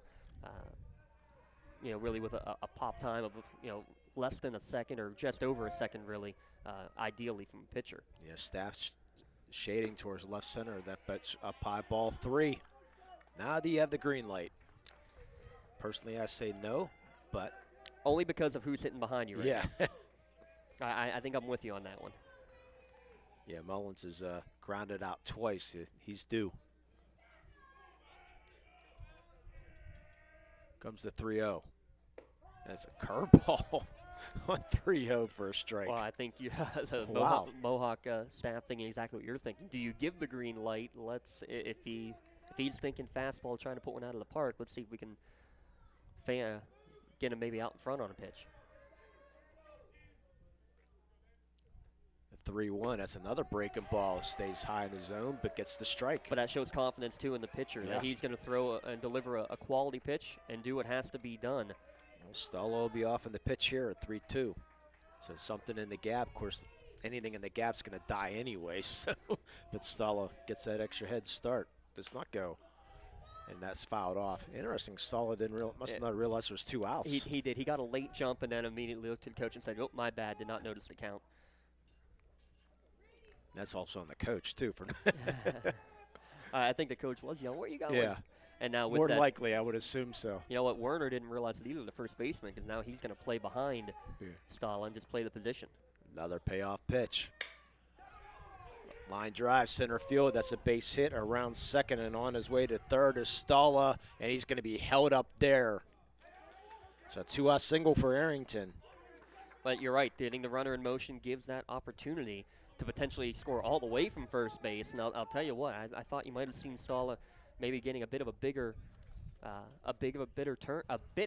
turn, easy for me to say, and try to make that one happen. And Barline's going to be your pinch runner.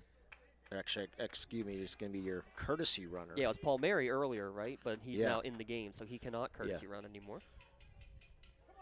So Gregory Barline, also on the football team for Hopewell, he'd be your courtesy runner.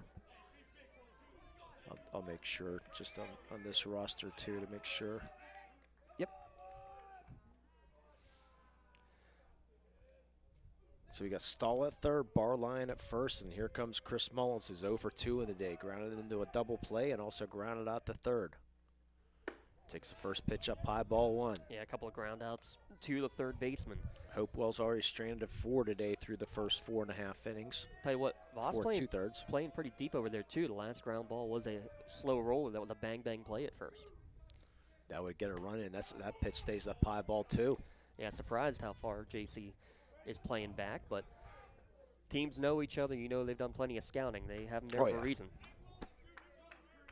And now we're going to get the Pawnson Insurance trip to the mound. Yep, 82 pitches thrown, so I think on a 2-0. Yeah, 2-0. I think just trying to make sure everybody's on the same page, and especially when you have Ty Eberhardt in the on-deck circle, who's 2 for 2 today so far. Yeah, and he's hit the ball well both times as Eberhardt. Yeah, Eberhardt had that game-winning hit in the championship game last year. While we have a moment here, yeah, Lee, let's take a look at what the Section 1 standings look like. Mohawk undefeated with that 1-0 victory, 3-0 overall. At the top of the standings right now, Beaver Falls completing the sweep over Freedom. They're 2-0 in section play. Elwood City and New Brighton got both of their games in as well, and they split. Elwood City won the first one 3-1, and then New Brighton won the second one 3-2. So a couple low-scoring games there. They're both 1-1. That's what Hopewell's trying to do, is force the split here against Mohawk. Well, they got a chance here in the top of the 5th with 2 outs.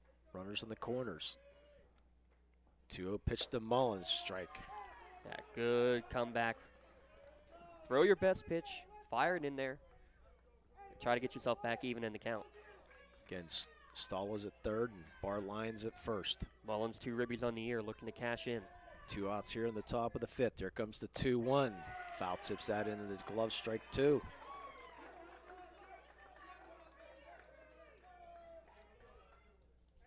Hopewell had second and third in the top of the 4th inning with 1 out. Couldn't get a run in. Now they got first and third with 2 outs here in the top of the 5th. Comes the 2-2 outside.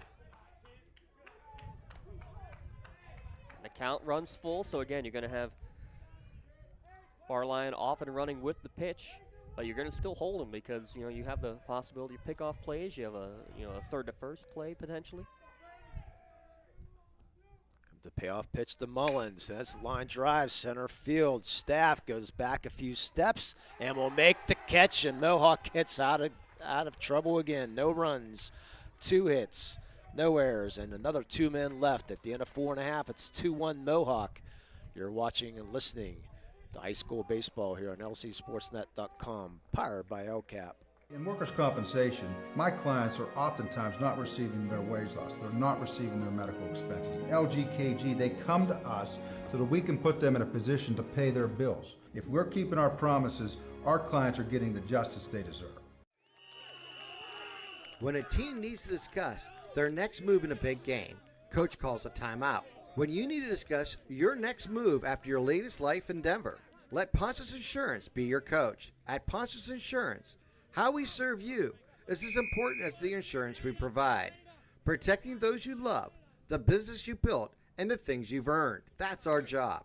At Ponce's Insurance online at poncesinsurance.com. For more than 120 years, people have relied on Martindale-Hubbell's preeminent rating to select their attorneys. If you've been involved in an automobile accident, you should do the same. At LGKG, we have been preeminently rated for over 40 years. Bottom of the 5th inning, 2-1 Mohawk over Hopewell here. The bottom of the 5th inning, and we got some changes going on, and it looks like we got some strategy going on here. You know what? This is a strategy that Coach Mariano and I actually developed when we were coaching together at Neshannock, coaching a JV game. So here's what's going on. Aiden Bowser started the game as the DH. He got on base his first at bat with a single. Garrison Staff went and ran for him. Okay. So that means the DH is out of the game. Aiden Bowser is a starter. He is allowed one re-entry. They're using that right now. Bowser is going to re-enter the game, so he will be in the field. Now, what's probably going to happen after this at-bat is you'll see Garrison Staff re-enter for his re-entry because he's a starter as well. So he gets one re-entry as well, so he will come back into the game later back as the defensive replacement. So basically, you take that DH out of the game. Correct. But they are both starters, so they both are eligible to receive their one re-entry. Unlike in softball, where the flex, they can just keep on going back and forth. Or even flip up who is being flexed for officially. But yes, this is one of the very awesome rules that if you use it and know it and do it the right way, works extremely well. So yes, Staff was in the game because the DH had been taken out of the game. Bowser now has re-entered. He is a starter. He gets his one re-entry into the game. That's what they are going to do right now. And then at that point, this is the first time then that Garrison Staff has officially been out of the game. He is a starter that has one re-entry possible as well. It's a great rule. We used it so many times, especially in JV games. It's really good, Lee, because you're only allowed 9 players. Now they're going to get the official. Now they're going to go talk to the base umpire to make sure everything's on the same page. Oh boy. As an umpire, James, I'm one. I don't like all. I like the major league rules where it's just. It's no longer a straight 9, right? Yeah, true. You get the DH, but you can't replace DHs and all that stuff. So they're going to make sure everybody's on the same page. Right now, the main thing is it's 2-1 Mohawk here in the bottom of the 5th inning, and there are no. Well, in high school softball, there's no protest. So I don't know about. I don't know if in high school baseball. Hey, DH re-entry, is that what you're trying? Yeah. How many times did we do that? I just want to make sure, and since you used to coach baseball, yes. In high school baseball, are there any protests in high school baseball? In high school softball, you're not allowed to and there's no protest. You settle everything on the field. I honestly do not know. Well, I want you to tell me the truth. I wish I did that. I believe that if it is a rules issue, then you could basically say we will play the rest of the game under protest to make sure that the rule is in softball, correct. You're not allowed to do that. You basically.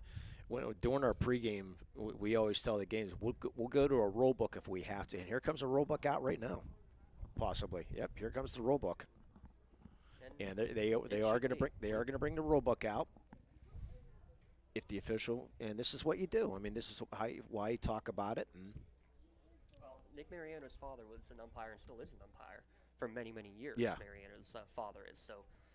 Trust me, he's going to know the rules. Oh, yeah. But I get this because this is something you don't see very often. It is a clever use of the re-entry rule in high school baseball. Yeah. That's it.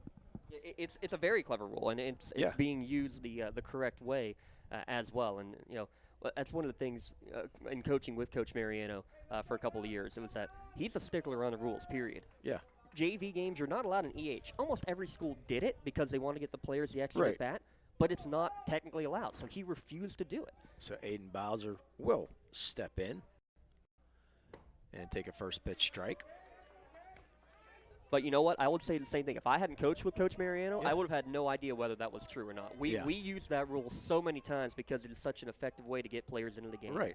And it makes parents happy, too. Oh, absolutely. And that's fouled out a play strike, too. Especially when you get into youth baseball where you can have an EH as well. That's on instead of 9 players starting. We actually technically had 11 players 11, starting. with the EH, and you need to be able to do it. Yeah. Yeah, there's some softball leagues you're allowed an EH. Count goes to 0-2 to Aiden Bowser. That's fouled off the screen. Yeah, I understand the substitution stuff because I umpired, I'm familiar with it. I don't like it because it messes up your scorecard quite a bit. But comes the 0-2. That's fouled off again. Good at bat here for Bowser. I'll tell you what, game I saw was a non-section game, Neshannock against Hickory, and both teams really getting a lot of players in. Andy Bruno, the base umpire today, was the base umpire there, and Ricky Gabriel, I know, is tuning in right now. He said his lineup card had more scribbles on it than he had ever seen in 30 years of umpiring. Comes the 0-2. Ground ball short. Lasela up with it. Throws over and gets one out here in the bottom of the 5th inning.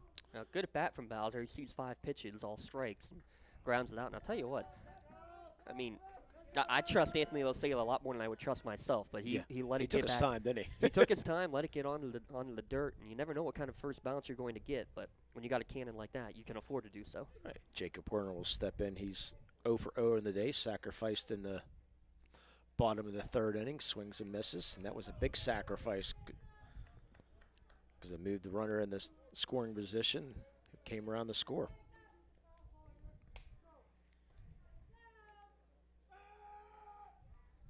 That pitch outside, and Watto, I got 3. Conti didn't score. Yeah, Conti was the second score. Verdi's courtesy runner Hopper was the one tagged out. Right. I got him in there. That's inside ball 2. I messed up my book. Oh no. Oh no, Lee. That's all right. You are in preseason. We're in preseason form. Yeah, this is the first baseball game of the year. I've done 2 softball games, so I'm in softball form, but baseball a little out. Comes 2-1. 1 Hopper, Lasela. Take his time and make the strong throw over for the second out. Harder hit ball, but Lasela made it look easy. I thought he was going to backhand it, but he got such a quick first step that he was able to get in front, field it cleanly in front of him, and make the out for the second 6-3 put out of the game. Real quick, the LGKG defensive alignment again. Palmieri in left field, Knock in center, Eberhardt in right. Slade at third base, LaSala at short, catcher at second, Fox first. Chris Mullins behind the dish for Arrington on the hill, who's now thrown 67 pitches. And Verdi steps in, and how about 3 putouts? 6-3. The triple play for Anthony Lasela. 3 up, 3 down at the end of 5. 2-1 Mohawk. You're listening and watching the high school baseball here on lcsportsnet.com, powered by LCAP. When the high school season heats up, make sure you have the best gear to support your school. Head to the Red Zone on Wilmington Road in Neshannock for all your county sporting apparel needs. From sporting goods to custom apparel to embroidery and more, the Red Zone has it all. Quality gear for all 8 schools in the County of Champions. Stop by and enter the Red Zone or visit them online at theredzzonesports.com. Score big at the Red Zone. The Mohawk Education Association is proud to support Warrior Athletics on the Lawrence County SportsNet and wish good luck to all Mohawk students participating in extracurricular activities this season. Go Warriors! In workers' compensation, my clients are oftentimes not receiving their wage loss. They're not receiving their medical expenses. LGKG, they come to us so that we can put them in a position to pay their bills. If we're keeping our promises, our clients are getting the justice they deserve. Top of the 6th coming. More changes are coming. We'll find out what's happening as we're going to have a new pitcher And we're going to turn things over to Mr. Dotson with Mohawk clinging to a 2-1 lead here in the top of the 6th. Thank you, Lee Moan. Also with us, Aaron Vigiano, our producer here today. Through 5 innings of play, Hopewell with 1 run on 7 hits, no errors. They have left 6 stranded, including 5 in scoring position. Mohawk with 2 runs on 5 hits, no errors, and they have left 2 runners on the bags, and it will be J.C. Voss who will come in to clean it up. He came in the top of the 6th inning yesterday through 21 pitches, so he is eligible to throw again here today. And in those 2 innings yesterday, 2 innings of shutout baseball, no hits, no runs, no strikeouts, 1 walk in those 21 pitches over 2 innings. So Hopewell, well, they've seen him. They've had 24 hours to dissect and see if they can make some adjustments. But right now, Brady Harmon, the pitcher of record, giving up 1 earned run on 7 hits, 4 strikeouts, and 1 walk, the unofficial numbers I have on starting pitcher Brady Harmon. Pretty good outing. Especially when I miscredit him. He's got 6 strikeouts, not 4. He threw 86 pitches in the game, and now J.C. Voss again will come to the mound. He'll face the 5, 6, 7 hitters. Eberhardt, Fox, and Slate are due up for the Hopewell Vikings.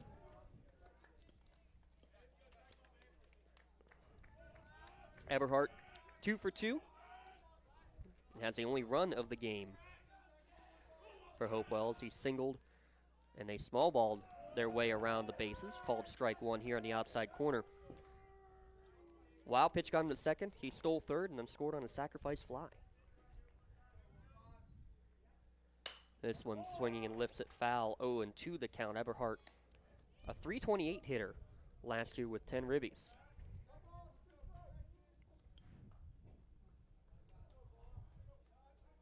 Voss working ahead, throwing strikes.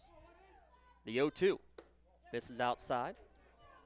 There's some breaking news from the PIAA Wrestling Board. Has to approve it, but going to go from 2 classes to 4. To 4, wow. Yeah, thanks to Mr. Bob Greenberg. 1-2, chop to high hopper, taking it third base, and holding on at first is Warner to make the out as Harmon, well, his duties on the mound are done, but duties on the field still being taken care of. He makes the play at third. Yeah, that will make some big changes in wrestling. They'll be talking about that on the PIAA board along with the shot clock in May. For basketball, they got a lot going on in the PIAA. Yeah, still waiting to see on competitive balance scores from the hoop season how that all plays out too. Yeah. First pitch breaking ball in for strike 1. Yeah, Newcastle going to have to move to 6A next year. They going to appeal that, or they're? I think they will. Landon Fox doubled his last at bat to left center. This fastball misses outside, count even at 1-1. As a fan for Butler basketball, I'm for it and I'm against it. It'd be great to see Newcastle and Butler play again, but I don't want to see Newcastle and Butler play again. I'm feeling the same way. 1-1 breaking ball, strike 2. That's such a great rivalry over the years. And then Newcastle and North Allegheny. Oh boy, I mean, there's brutal. You know they'll be in that section too.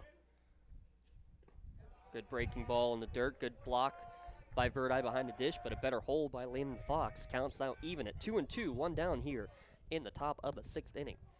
Brady Harmon threw 5 innings and is giving way to the closer, J.C. Voss. 2-2 misses down and in. Count runs full.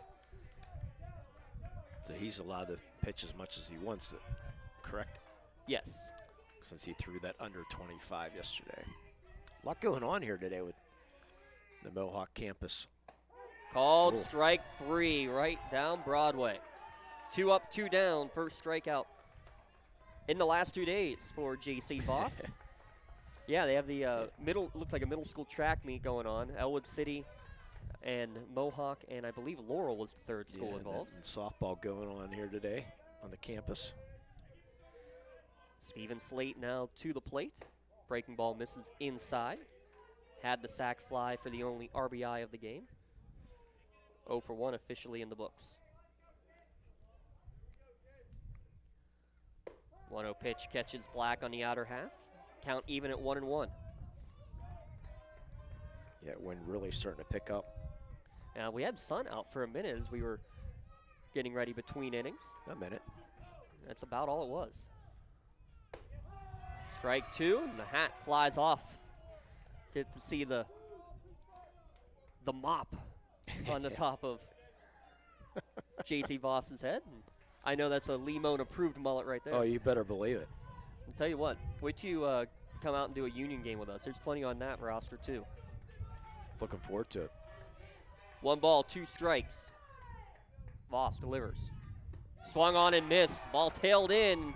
Back-to-back Ks, and for the first time today, Hopewell retired in order. 3 up, 3 down. To the bottom of the 6th we go. Mohawk still leading 2-1 here in the Lawrence County SportsNet, powered by LCAP. For 20 years, Melee Chiropractic has treated athletes of all ages to help them get safely back to the top of their game.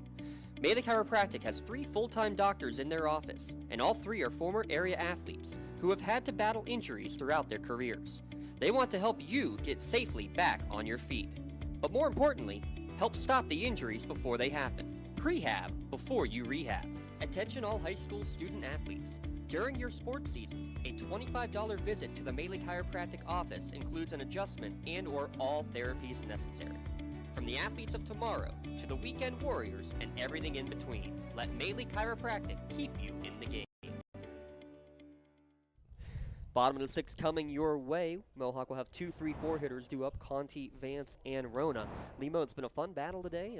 Some chaos in the bottom of the 3rd inning that has really been the big excitement of the day, but also with the craziness there, but also with the fact that you have, that's where Mohawk scored both of their runs. Yeah, the chaos in the 3rd inning, the rules discrepancy in the fifth inning, and had a little bit of everything. But it's been a good battle between these two schools. Sure, you'd like to get that both wins if you are for Mohawk, because that's tie-breaking. Just comes down in case that comes into play later on for playoff scenarios. So 2, 3, 4 hitters now for Mohawk. Conti a strikeout and a walk in his 2 at-bats. Swings and misses, and we didn't get a chance to really talk about how smart the play was by Conti either with all that. He walks, he takes off to second base, the rundown happens between home, but he gets all the way to 3rd on that play, basically to negate any possible mishap in terms of losing out when you get the out at home plate, as this one's fouled off. 0-2 now to count. Just a really heads-up play by a smart guy. Yeah, he kept running. That's exactly what you're trained to do. Yep. Till you're sent back. The 0-2. Chopper down to 3rd baseline. It's inside the line. This is going to be a fair ball. He's going to go to second base with a stand-up double. Right over the bag. It landed in fair territory past the bag as well. And on an 0-2 pitch, Conti gets the leadoff double. Yeah, now we're going to get a pitch and change, I believe, as the Ponce's Insurance trip to the mound here. I think that might be it for Arrington. I think you're going to see Landon Fox step in now. He's been warming up the last couple innings. And I think they will. Yep, they will flip-flop positions, Will Fox and Arrington. So 5+ innings for Arrington. Actually, no, looks like Arrington's going to come out of the game. Nah, they're just getting his first baseman's glove. So he'll go to first. Okay, my fault. So right now, 2 runs both earned. Arrington with 3 strikeouts and 1 walk. But the runner on second base, Mark Conti, Arrington is responsible for. And we'll see how this plays out. Again, Fox has faced 4 batters this year and has struck all 4 out. Yeah. Hopewell cannot afford to give up another run right now, especially with J.C. Voss on the mound, the closer basically for Mohawk. So Fox has to hold this down right now. Looks like he has a live fastball for sure warming up, does Landon Fox. Hopewell has the 8-9-1 hitters due up in the top of the 7th inning. Yeah, Landon Fox only a junior for Hopewell.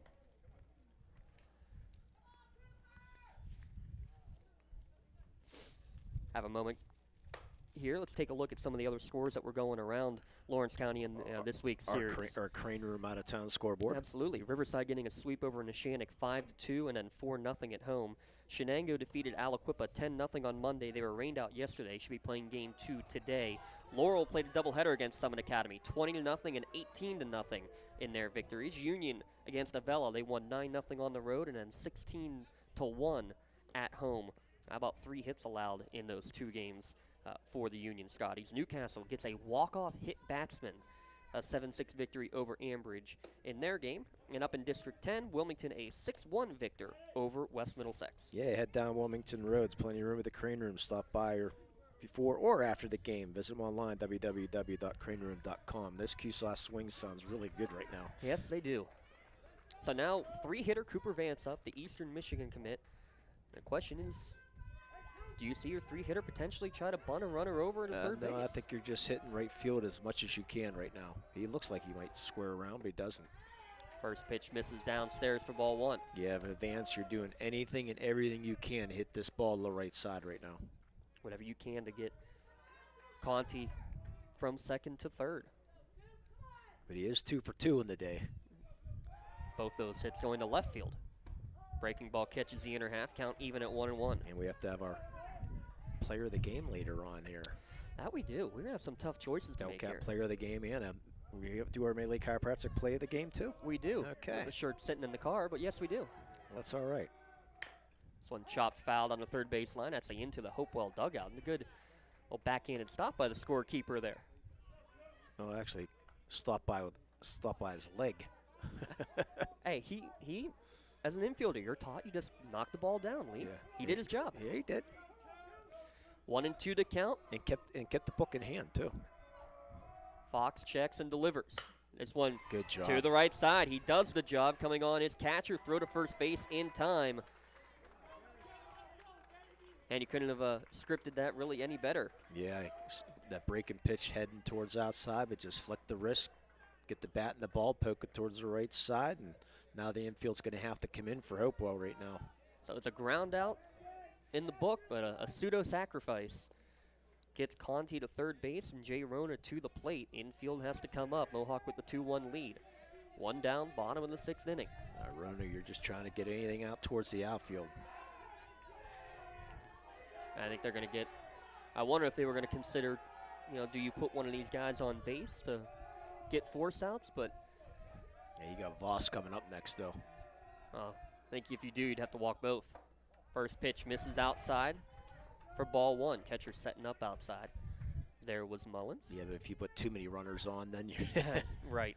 If this was 2 outs, I think it might be a no-brainer to do that. But you got Rona, Voss, and Cummings. This looks like an intentional right now. 2 pitches, not first one semi-close, that one not even close. So now on 2-0, we saw Mohawk throwing a 3-0 curveball. We'll see what Fox comes with here. It is off speed, and it's going to be lifted foul and out of play. But that's becoming more of the norm, is that 2-0 curveball or 2-0 changeup to try to get a batter out in front who's sitting dead red. By the way, Lee, that was the first, Cooper Vance's groundout was the first non-strikeout recorded on the year for Fox. 2-1. Another one fisted foul and out of play, and just like that, count back even at 2-2. Rona hitting .600, looking for his 5th ribby of the season.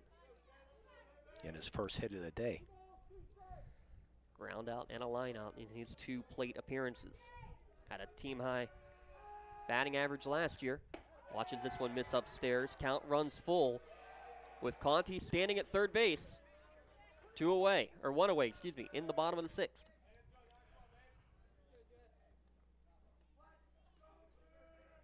Fox gets the signal from Mullins. Delivers. Breaking ball misses inside. Boy, good job by Rona to lay off that, because that was headed towards the middle of the strike zone, and then, boy, sharp turn inside. Good patience there by Rona. Draw the walk, and now Mullins asking the coach, what do we call here with 1st and 3rd and 1 out? And it's J.C. Voss who's was going to be batting, but didn't have the Armband needs to get the calls. Yeah. You would think the quarterback would be used to having the armband on there. Right. But Yeah, no, and some of the now we're going to get on Paunce's insurance trip to the mound again. Yeah, you see some of the softball. When I do some softball tournaments, you hear coaches screaming out 583, 624, and that's their calls for their plays and for the hitters and stuff. I spent a day following a single team that did one of those and listened and watched 3 games, and I could not figure out what the patterns were. And they claim they never changed the wristband. So, I mean, it tells you how intricate those can be. And they were doing even with balls and strikes, or not balls and strikes, what pitch they were calling. Wow. And still could not figure it out. So very. You needed your abacus. Yes, I did. But you know what? Don Rebel has not given it back. Aha. Speaking of which, give a shout out to the Trib Live High School Sports Network. Chris Lackner, the producer there, taking care of things on the Trib end. Every game at lcsportsnet.com, simulcast at HSSN. So runners on the corners. Conti at third, Rona at first. First ball is a breaking ball that misses inside, nearly hits J.C. Voss. Gotta credit J.C. Voss for standing in there. That's one of those when you start ducking. Voss has absorbed plenty of hits on the football field, looking to get a big hit here for the Warriors. Swings through that curveball. Count even at 1-1. Yeah, Palmieri fairly deep in left field. Anything in the green. Eberhardt shallow and right. This one drilled towards right center field. Coming on and making a catch on the run is Knock, but it's going to be deep enough to allow the run to score. Voss does the job, scores Conti on the sac fly. Yeah, not much Knock could do right there. Because he's running full speed. Then he's going to stop and turn. And especially with... And they appeal to see if the runner missed home plate. Yeah, I was going to say with the speed that you have of Mark Conti, saw it hit as well all over the football field. Yeah, Conti barely did get the plate. I was watching. You see that too? I thought he definitely hit it, but yeah, it was close. And I like the appeal, though. Yeah, it's worth the appeal. Without a doubt it is, but that's a big run. Gives the Insurance a 3-1 lead now for Mohawk, and Lucas Cummings to the plate, 0 for 2 on the day. First pitch, breaking ball. Beautiful pitch there from Fox. And you can tell I umpire, and you can tell you used to coach because you look at every base. So that closes the book on Arrington, by the way. 3 earned runs in the game. All charged to Arrington. Swung on a miss there. Quickly up 0-2 is Fox. Again, looking to the top of the 7th inning. 8-9-1, catcher Knock and LaSala. The 3 due up for Hopewell. The 0-2. Breaking ball, chopped towards the hole between short and third. Long run for LaSala, but he's not going to have a play. In double play depth, cheating up the middle. Infield single, second hit of the inning. And bat's still alive. Brady Harmon coming to the plate. Yeah, LaSala did everything he could there. Made the wise decision not to throw to second base, though. Yeah, good jump off the bat from Rona to make sure no throw was going to happen. So Harmon, a couple of ground outs in his plate appearances. Throw behind, or step off to throw behind, and Coach Mariano's going to ask because I don't think he stepped off the back. Or nope, he's actually just going to come up and ask for a pinch runner coming in. 13 is going to be pinch run for by number 3. Mason Hopper. Mason. Yeah, we had Mason earlier. Keegan now. I mean, Other way Keegan now, around. Mason. Sorry about that. Keegan earlier, now Mason Hopper. Yeah. Both on the golf team, by the way, here at Mohawk. Until this game got rescheduled, that's where I was going to be today. And trust me, my golf partners are happy I'm here. I'm going to be out there on Tuesday as of right now. It's supposed to be 70 and sunny, so I might be a little late for the baseball game. First pitch right down Broadway to Brady Harmon. starting pitcher through 5 innings, now at third base. Yeah, spring's supposed to hit on Monday in Western PA. Harmon had 8 ribbies last year, looking to cash in with a big red zone ribby here, but that breaking ball, beautiful pitch again. Fox painting the outside corner. No balls, 2 strikes. Already 2 hits in this inning on 0-2 counts for Mohawk. Do they have a third in them? This one up the middle. Lasela has to make a sliding stop, but it was well positioned. Flips it to catcher. 6-4, the fielder's choice for the putout. But damage done, insurance run on the board. 1 run on 2 hits, 2 runners left on the bags. To the top of the 7th, we will go. Back in a moment. Mohawk leads 3-1 here on the Lawrence County SportsNet, powered by LCAP. Has your child's early education slowed down or even paused due to the pandemic? This is crucial time you can't get back. LCAP can keep your little learner on track for success. We have options for working and non-working parents with in-person childcare and age-appropriate virtual learning to keep them busy and engaged. Parents, don't hit pause on early learning. Lawrence County Community Action Partnership can jumpstart their future. Learn more at lcap.org. When a team needs to discuss their next move in a big game, coach calls a timeout. When you need to discuss your next move after your latest life endeavor, let Ponce's Insurance be your coach. At Ponce's Insurance, how we serve you is as important as the insurance we provide. Protecting those you love, the business you built, and the things you've earned. That's our job. At Ponce's Insurance online at poncesinsurance.com. Top of the 7th inning here at Mohawk, and the clouds rolling in, the wind picking up. And we're going to have 8-9-1 due up, catcher, Knock, and Lasela, but we might have some pinch hitters coming up, and Gregory Barlion is going to be the first one. We saw Barlion as a courtesy runner earlier. He's now going to pinch hit here in the top of the 7th inning.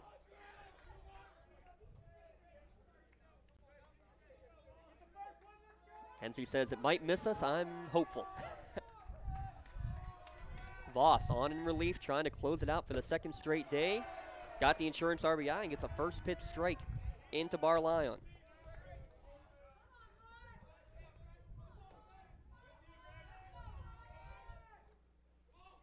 Breaking ball just misses outside. Good miss there. Barlion does have 5 plate appearances already this year. 1 for 5 with a ribby. This one foul back out of play. Makes the count 1-2.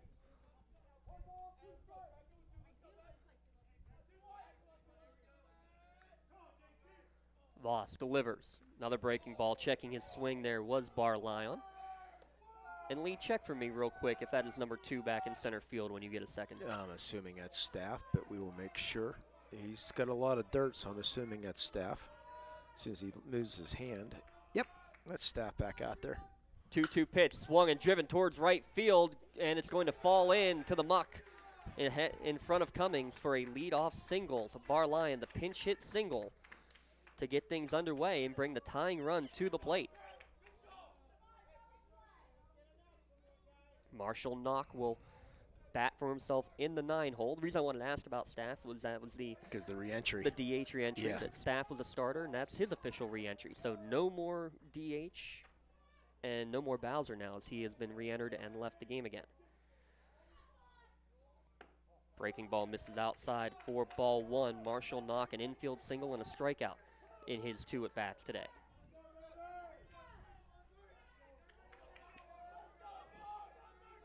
Yeah, Staff relatively deep in center field. Swung on and missed there. Well, the way the wind is swirling and with a 2-run lead, you're definitely saying no doubles. 1-1 to count to Knock. Strike 2 as that one catches the outside corner.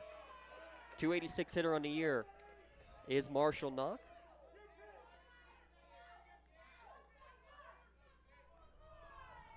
One and 2, nobody down, top of the 7th. Leading. Voss delivers, misses just outside. Great pitch. Oh, he hit the spot. Verdi, the sophomore set up just outside. It's exactly where you want that pitch to go. Hopewell, by the way, also using the number system, I'm just realizing. 2-2, breaking ball also just off the plate. So the count runs full. Knock representing. So now the ascend bar line. They do not. Payoff pitch called strike 3 on the outside corner. Consistently there all day. Yep, and just about a half an inch in from where the last 2 pitches were, Lee, and that was all it took. That's all he missed by. But now you got the top of the order coming up, and you get the pit recruit in the box right now. 0 for 1 on the day is LaSala. 4th trip to the plate, a walk and a sac bunt. And that's not what you want to hear.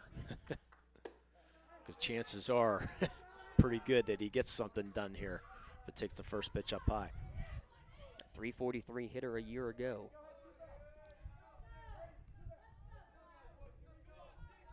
Seven extra base hits a year ago as well. That breaking ball catches the outside corner.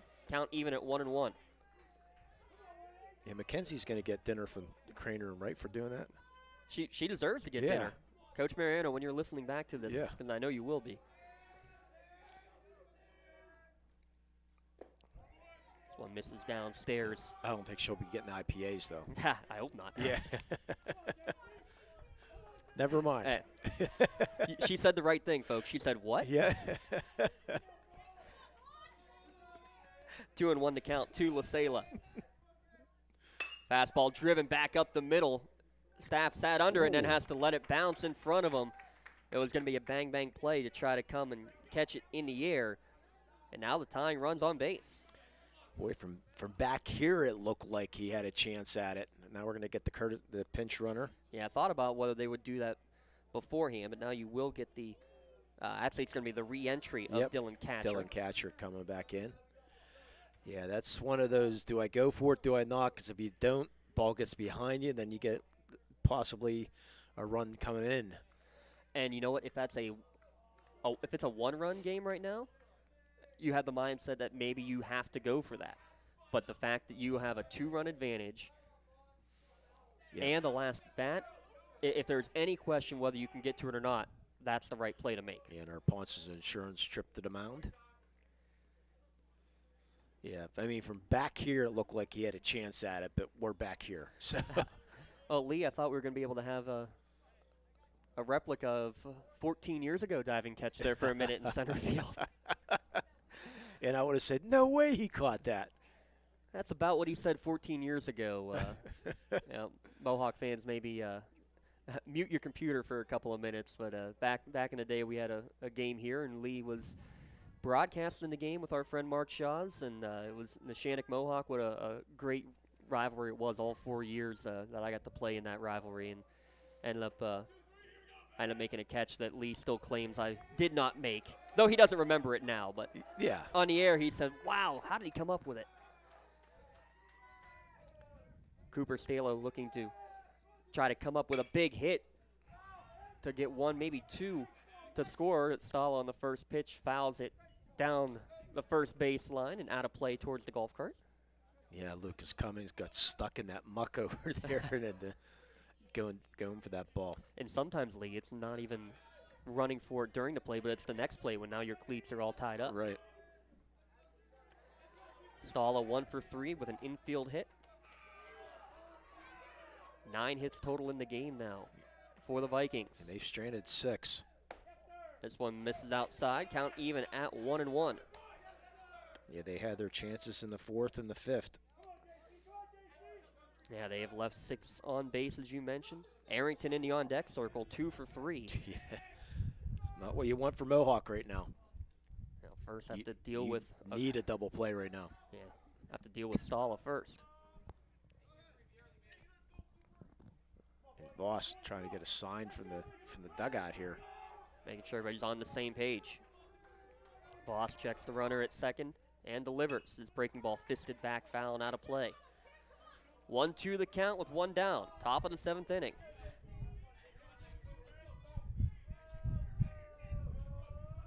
Catcher running at second base. LaSala running at first, so Wheels on the base paths. LaSalle at first representing the tying run.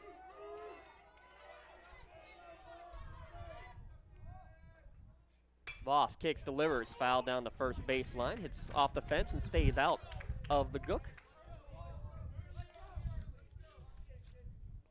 Voss 21 pitches yesterday, 32 pitches now today.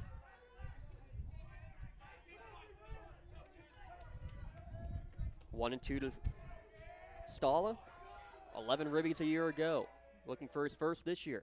Fastball misses away. We're really trying to stay away from Stala right now. I don't want anything in the wheelhouse.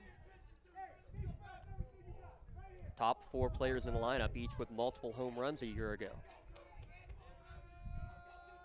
The 2-2.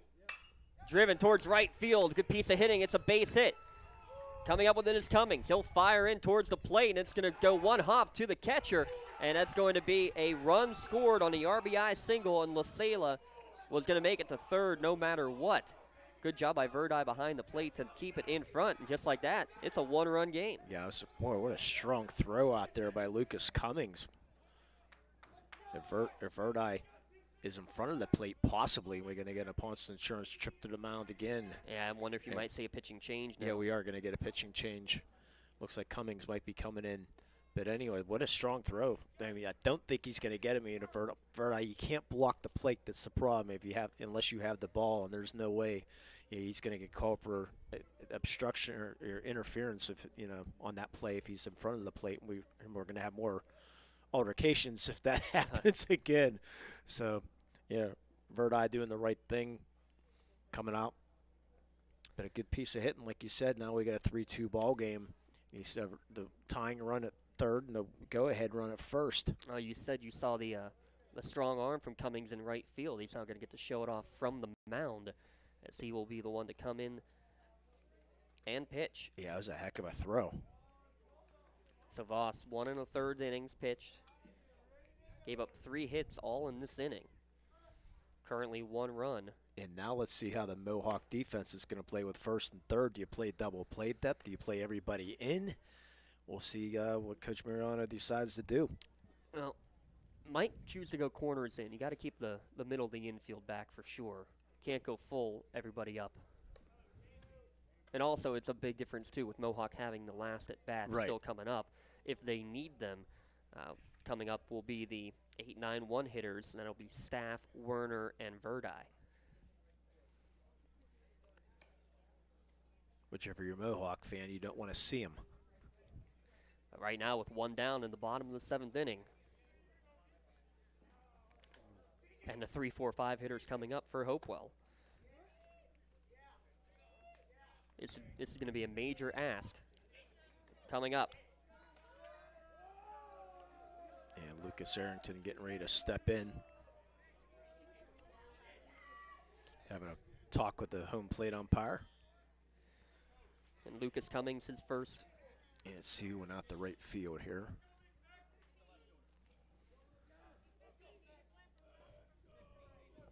Lucas Cummings did not throw last year, has 1 inning of work so far this year. Okay. So they're going to make sure all the changes are correct. Mark Conti went out the right, by the way. Conti to right. And Ray and Rona's in left. So Conti to right, Rona to left. And it looks like we got our ex-pitcher in Harmon at second. Harmon at second, that makes sense. Voss back where he began at third base. Okay. Enjoy the chicken scratch on the scorecard. Lucas Arrington coming to the plate, 2 for 3 with a pair of singles today. Tying run at third base. Cummings delivers, runner off with a pitch. It's going to be fisted behind the mound. It's going to take a bounce, and all the runners had to freeze. Runner will get to second base on the play, but the 6-3 putout retires Arrington. Wow. So Sela had to watch it fall and make sure it landed, and then when he did, had to wait for the throw because Vance would have had him easy pickings at home. Yeah, LaSalle just caught. Do I go? Do I not? And he chose not, because the thing is, if he goes, Vance is going to have a throw home probably because he's charging that way. So you would think he maybe throw home, and then he would have probably been dead at home. So big pitch. Now Chris Mullins a chance with 2 runners in scoring position. Again, a commit with 2 ribbies already this year in 3 games. Tying run at third, go-ahead run at second. Cummings will now work from the wind. First pitch hits him on the shoulder, and that's not the worst thing in the world, in all honesty, if you're a Mohawk fan, because that loads the bases, gives you a force everywhere, but it brings Mr. Eberhardt to the plate. Yeah, he's hit the ball hard all 3 times. 2 singles and a ground out, and he's got a knack for some heroics. He sure does, doesn't he? Last year was the infield single to win the WPIAL championship. Bases full of Vikings. First pitch in there for a strike to Eberhardt. Telling the outfield to come in a little bit. Telling Rona out there in left field, he's coming in about 10 steps now.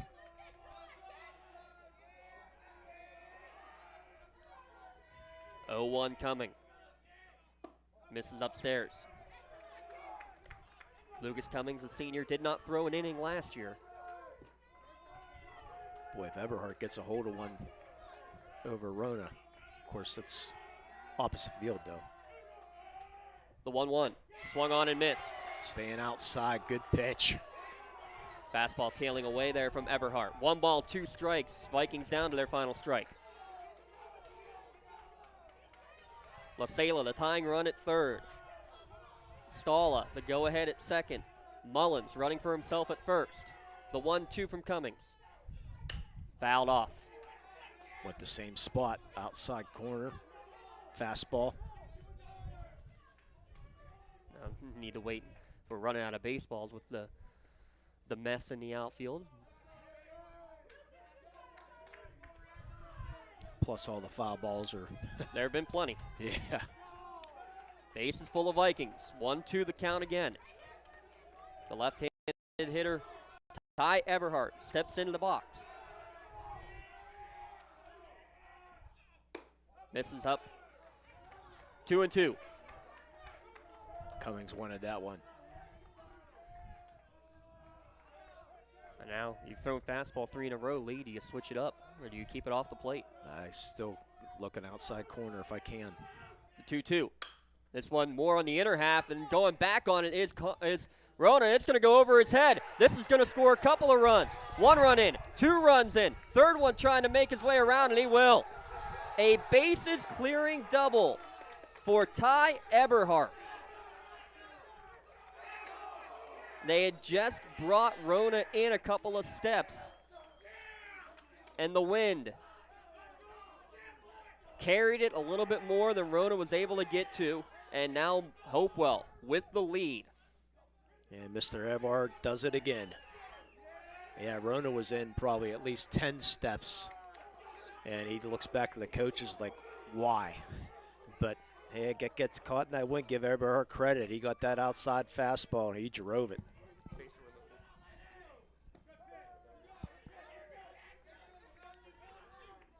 First pitch, a strike, I believe.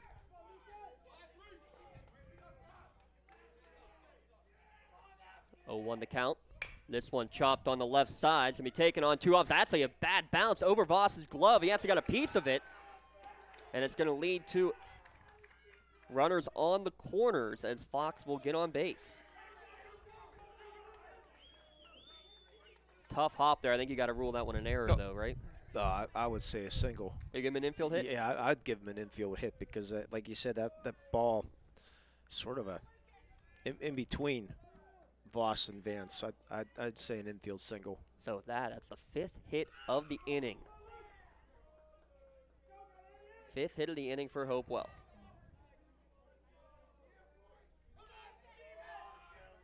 Steven Slate now to the plate.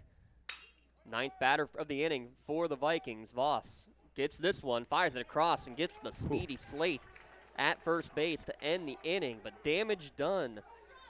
4 runs across on 5 hits, including a 3 RBI double for Ty Eberhardt.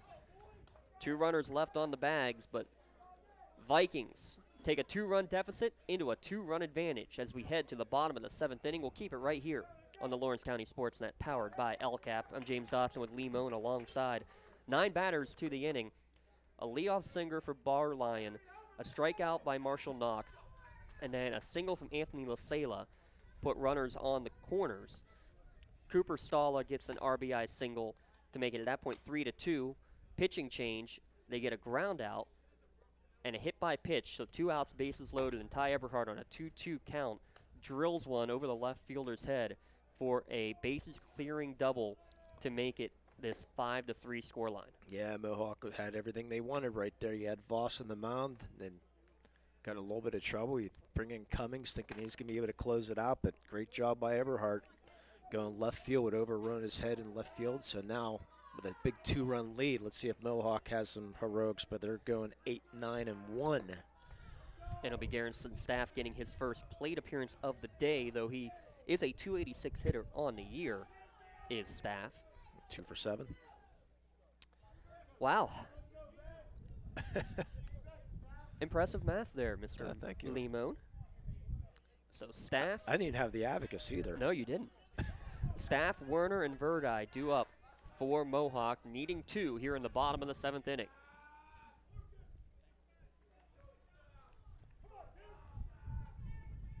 To see if he can get on. That's boy, first and third in here. Way in. Ooh. Thinking bunt from Staff. First pitch missing upstairs for ball 1. Oh. Nobody on. Yeah, that's a bit surprising. Yeah, and Palmieri real deep in left field. I think he wants to make sure what happened to now 3 different left fielders yeah. of balls going over their head does not happen to him. 1-1 to count. Staff drives one, and that's going to fall in. So that's going to bring the tying run to the plate. Garrison Staff getting the single.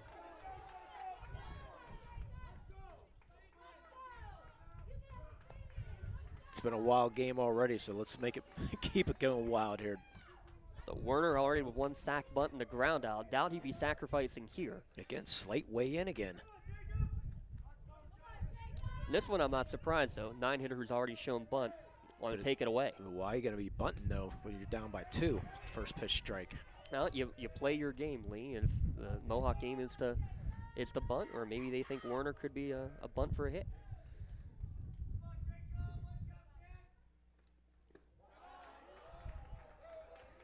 Down in the dirt, count even at 1-1. 0 for 1 on the day. 250 on the year is Werner. This breaking ball grounder up the middle takes a high hop off of the mound. Quick flip to second base. On to first is going to be not in time. So Staff retired on the fielder's choice 6-4, and that high hop really saved Mohawk. Yeah, you're thinking exactly what I was thinking right there. If it wasn't for that second hop, that's a 6-4 3-double play. But at least you get to the top of your lineup now.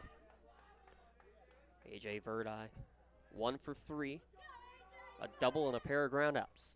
First pitch breaking ball breaks around the plate for ball 1.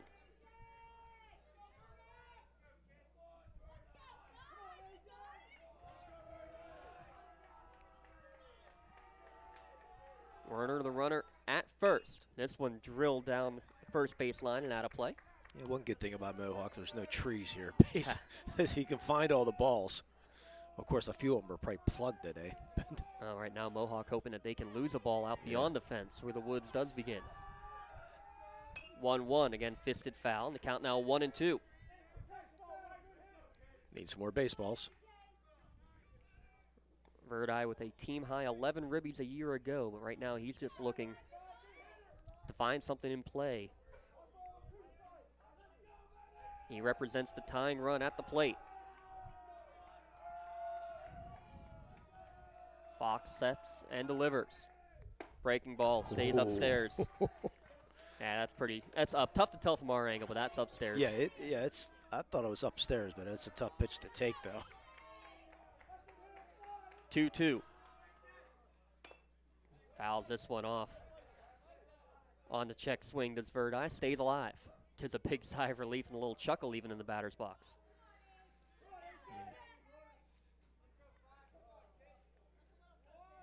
Werner, the runner, at first. Verdi at the plate. 2 down. 1 down. 2-2 the count. Swung on and missed. Now 2 down on the first strikeout in relief for Fox. Now the Warriors down to their final out. Been a fun ball game here today. It has been. Back and forth we've gone. Mark Conti will come to the plate. 1 for 2 and a pair of runs scored for the senior. First pitch catches the outside corner for strike 1. To the top 5 teams in Class 3A. 2 great games between them. Mohawk have some more magic. Breaking ball. Poke towards shallow center field, coming in, giving chase, so he's not going to get there. Knock. Could not get under it. Conti with the single, and now the tying runs aboard. And a hot bat, Cooper Vance. A single, a double, an RBI on the day for the Eastern Michigan commit. Yeah, Knock tried to get there, just couldn't get there in time, unfortunately, for him.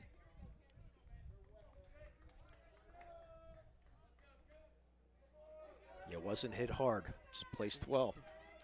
9 hits now for Mohawk on the day. 12 hits for Hopewell. Cooper Vance to the plate. First ball misses upstairs. 1-0 the count. Vance, top batting average on the team a year ago.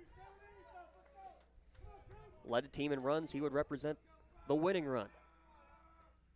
Breaking ball outside. 2-0 the count. Jay Rona in the on-deck circle. Should it come to him? 2-0 the count. Fox delivers. Vance popped up. Going back is the catcher, and he's going to run out of room. Actually, it stayed in play, but it came back out of the reach of Mullins. Mohawk has life. Looked like it was going to go out of play, but he said that wind sort of blew it back in. Mullins was fighting the fence, just couldn't come up with it. And actually, there's a little bit of a gap here, if we can take a look at the camera real quick. A little bit of a gap between the dugout fence and the main fence, and that's where he ended up. So 2-1 now the count. Breaking ball, fouled back. Count even at 2-2, and Mohawk get another baseball back in there, down to their final strike.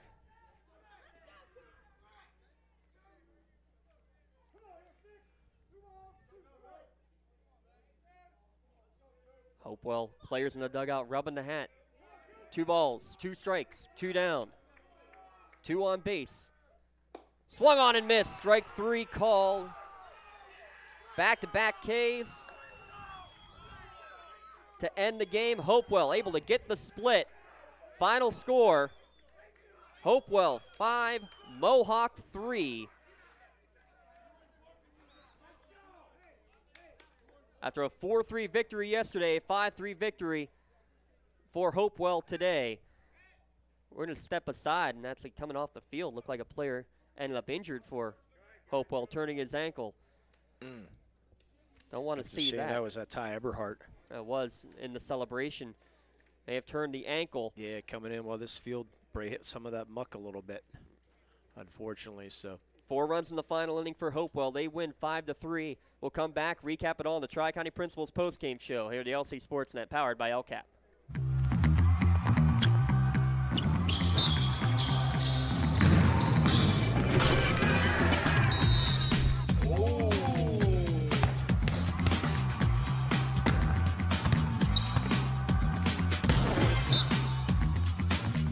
That was awesome.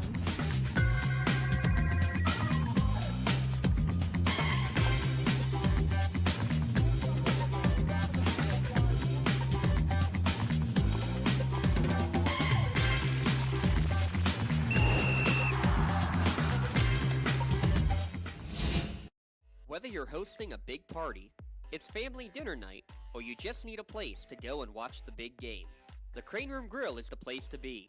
Need that something special for your upcoming event?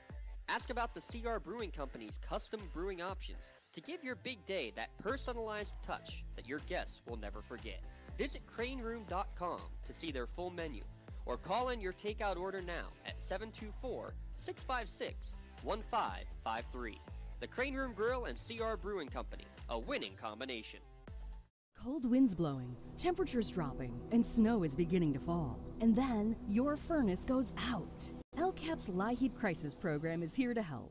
If your furnace is blowing cold air, not turning on, or not reaching the desired temperature, help is right around the corner, whether it needs fixed or replaced. For information, call the Department of Healthy Homes at 724-656-0090. LCAP's Healthy Home programs are the key to safer living. When a team needs to discuss their next move in a big game, coach calls a timeout. When you need to discuss your next move after your latest life endeavor, let Ponce's Insurance be your coach. At Ponce's Insurance, how we serve you is as important as the insurance we provide.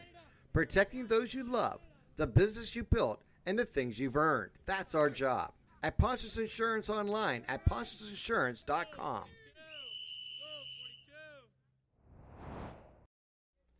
The Tri-County Principals post-game show here in the Lawrence County SportsNet, powered by LCAP. Hopewell able to get the split. 5-3 your final here, Hopewell over Mohawk, as the Vikings put up 4 runs in the top of the 7th inning to come away with the victory, take a 2-run deficit into a 2-run advantage. Our producer, Aaron Vigiano, Lee Moan alongside. I'm James Dotson. Let's get right into your scoring recap here for your game here today. First runs on the board came for Hopewell in the top of the 2nd inning. A leadoff single from Ty Eberhardt. A wild pitch advanced him to second base. He stole third and then scored on a Steven Slate sac fly to left field for the first run of the game. Mohawk would respond in a crazy bottom of the 3rd inning. Aiden Bowser, the leadoff batter, hits a single to right. The DH leaves the game. Garrison Staff runs for him. He ends up going to third base on a Verdi double. 2 runners on base. Mark Conti walks to load the bases. Staff ends up scoring on a wild pitch, tying the game at 1. Conti then, later in the at-bat, walks. So runners on the corners. He immediately, after the walk, runs towards second base. And as he runs to second base, the runner going to the plate, that was the courtesy runner, Keegan Hopper, ends up getting in a rundown and ends up in a collision with the catcher, Chris Mullins, at the plate. He is out at the plate, is Hopper. Conti goes all the way to third on the play. And that would be crucial because the next batter, he scores on an RBI base hit from Cooper Vance. That made it 2-1 Mohawk, and it stayed that way all the way to the bottom of the 6th inning, where a leadoff double from Conti down the third baseline got things underway. He advanced to third on a Cooper Vance ground out. A walk to Rona, and then a sac fly from J.C. Voss brought Conti in to make it a 3-1 scoreline going into the top of the 7th inning. But then that's when Hopewell's bats exploded. 5 hits in the inning, a leadoff for the pinch hitter, Barline, a single to right, a strikeout looking from Knock, but then single for Anthony LaSala put runners on the corners. Then Cooper Stala hits one to right field to score the first run, put runners on the corners again, made the score at that point 3-2. A ground out and a hit batsman made it bases loaded, 2 outs. On a 2-2 pitch, Ty Eberhardt drills one to left field over the defenders for the final, game-winning hit. A 3-run double to left for Eberhardt. He goes 3 for 4 on the day. That made it a 5-3 advantage. Mohawk had a chance in the bottom of the inning, the bottom of the 7th inning. Leadoff single for Garrison Staff. He's retired on a fielder's choice. Werner now on base. Verdi strikes out. A single from Conti to keep him alive brings the tying run on base, the go-ahead run at the plate, but Cooper Vance strikes out to end the contest, and Mohawk their first loss of the year. Hopewell 5 runs on 12 hits, Mohawk 3 runs on 9 hits. The Warriors end up leaving 6 runners on base. The Vikings leave 8 runners on base, including 6 in scoring positions. We bring Lee Moan back in just for some thoughts and feelings going through this one. Fun game. I mean, hard fought by both teams. Unfortunately, leaving some runners on base for both teams, but it was a fun game to watch. These are 2 of the top teams in 3A, and they're going to be battling for this section for sure. Yeah, the initial rankings had Hopewell at number 1, Mohawk at number 4. You expect both those to remain up near the top of the Trib Live 3A standings. One final piece of stuff to do, Lee. Yeah, two final thoughts. Yes, we got two awards. Two awards. Two awards they hand out. We need a Melee Chiropractic Play of the Game and our LCAP Player of the Game. So we try to stick with Lawrence County. Nothing against Hopewell at all, but our Lawrence County. We're going to go Melee Chiropractic Play of the Game. I think we're going to go with that 2-out double by Mr. Cooper Vance in the third to put the Mohawk Warriors up at that time 2-1. So Melee Chiropractic, they're proud to present the Play of the Game award to Cooper Vance of the Mohawk Warriors. Melee Chiropractic and the Lawrence County SportsNet are proud to honor Cooper Vance for tonight's Play of the Game. You receive a customized T-shirt courtesy of Melee Chiropractic in recognition of tonight's Play of the Game. Video of today's game will be also featured on the Triple Live High School Sports Network standout platform on Twitter and Instagram. To view today's Melee Chiropractic Play of the Game and the full list of this season's top plays, go online to lcsportsnet.com and click on Play of the Game. Congratulations to Cooper Vance for today's Melee Chiropractic Play of the Game. Let Melee Chiropractic keep you in the game.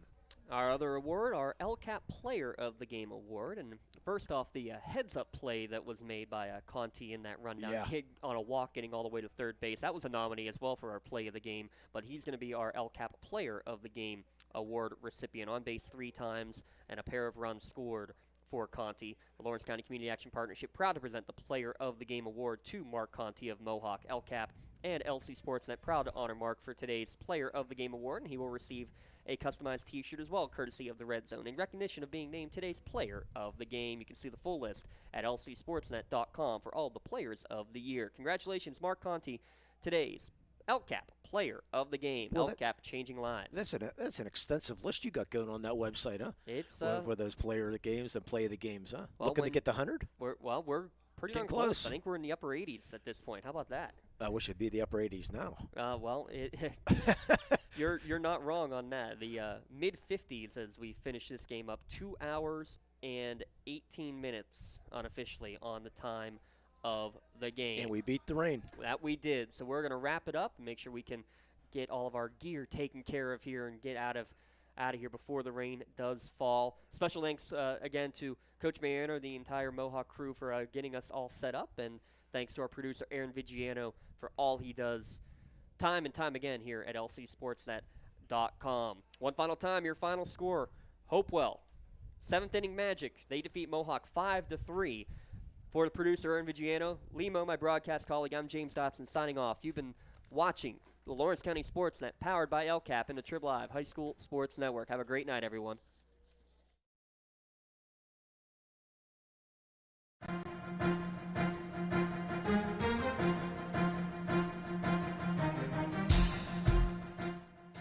This is the Lawrence County SportsNet, powered by LCAP.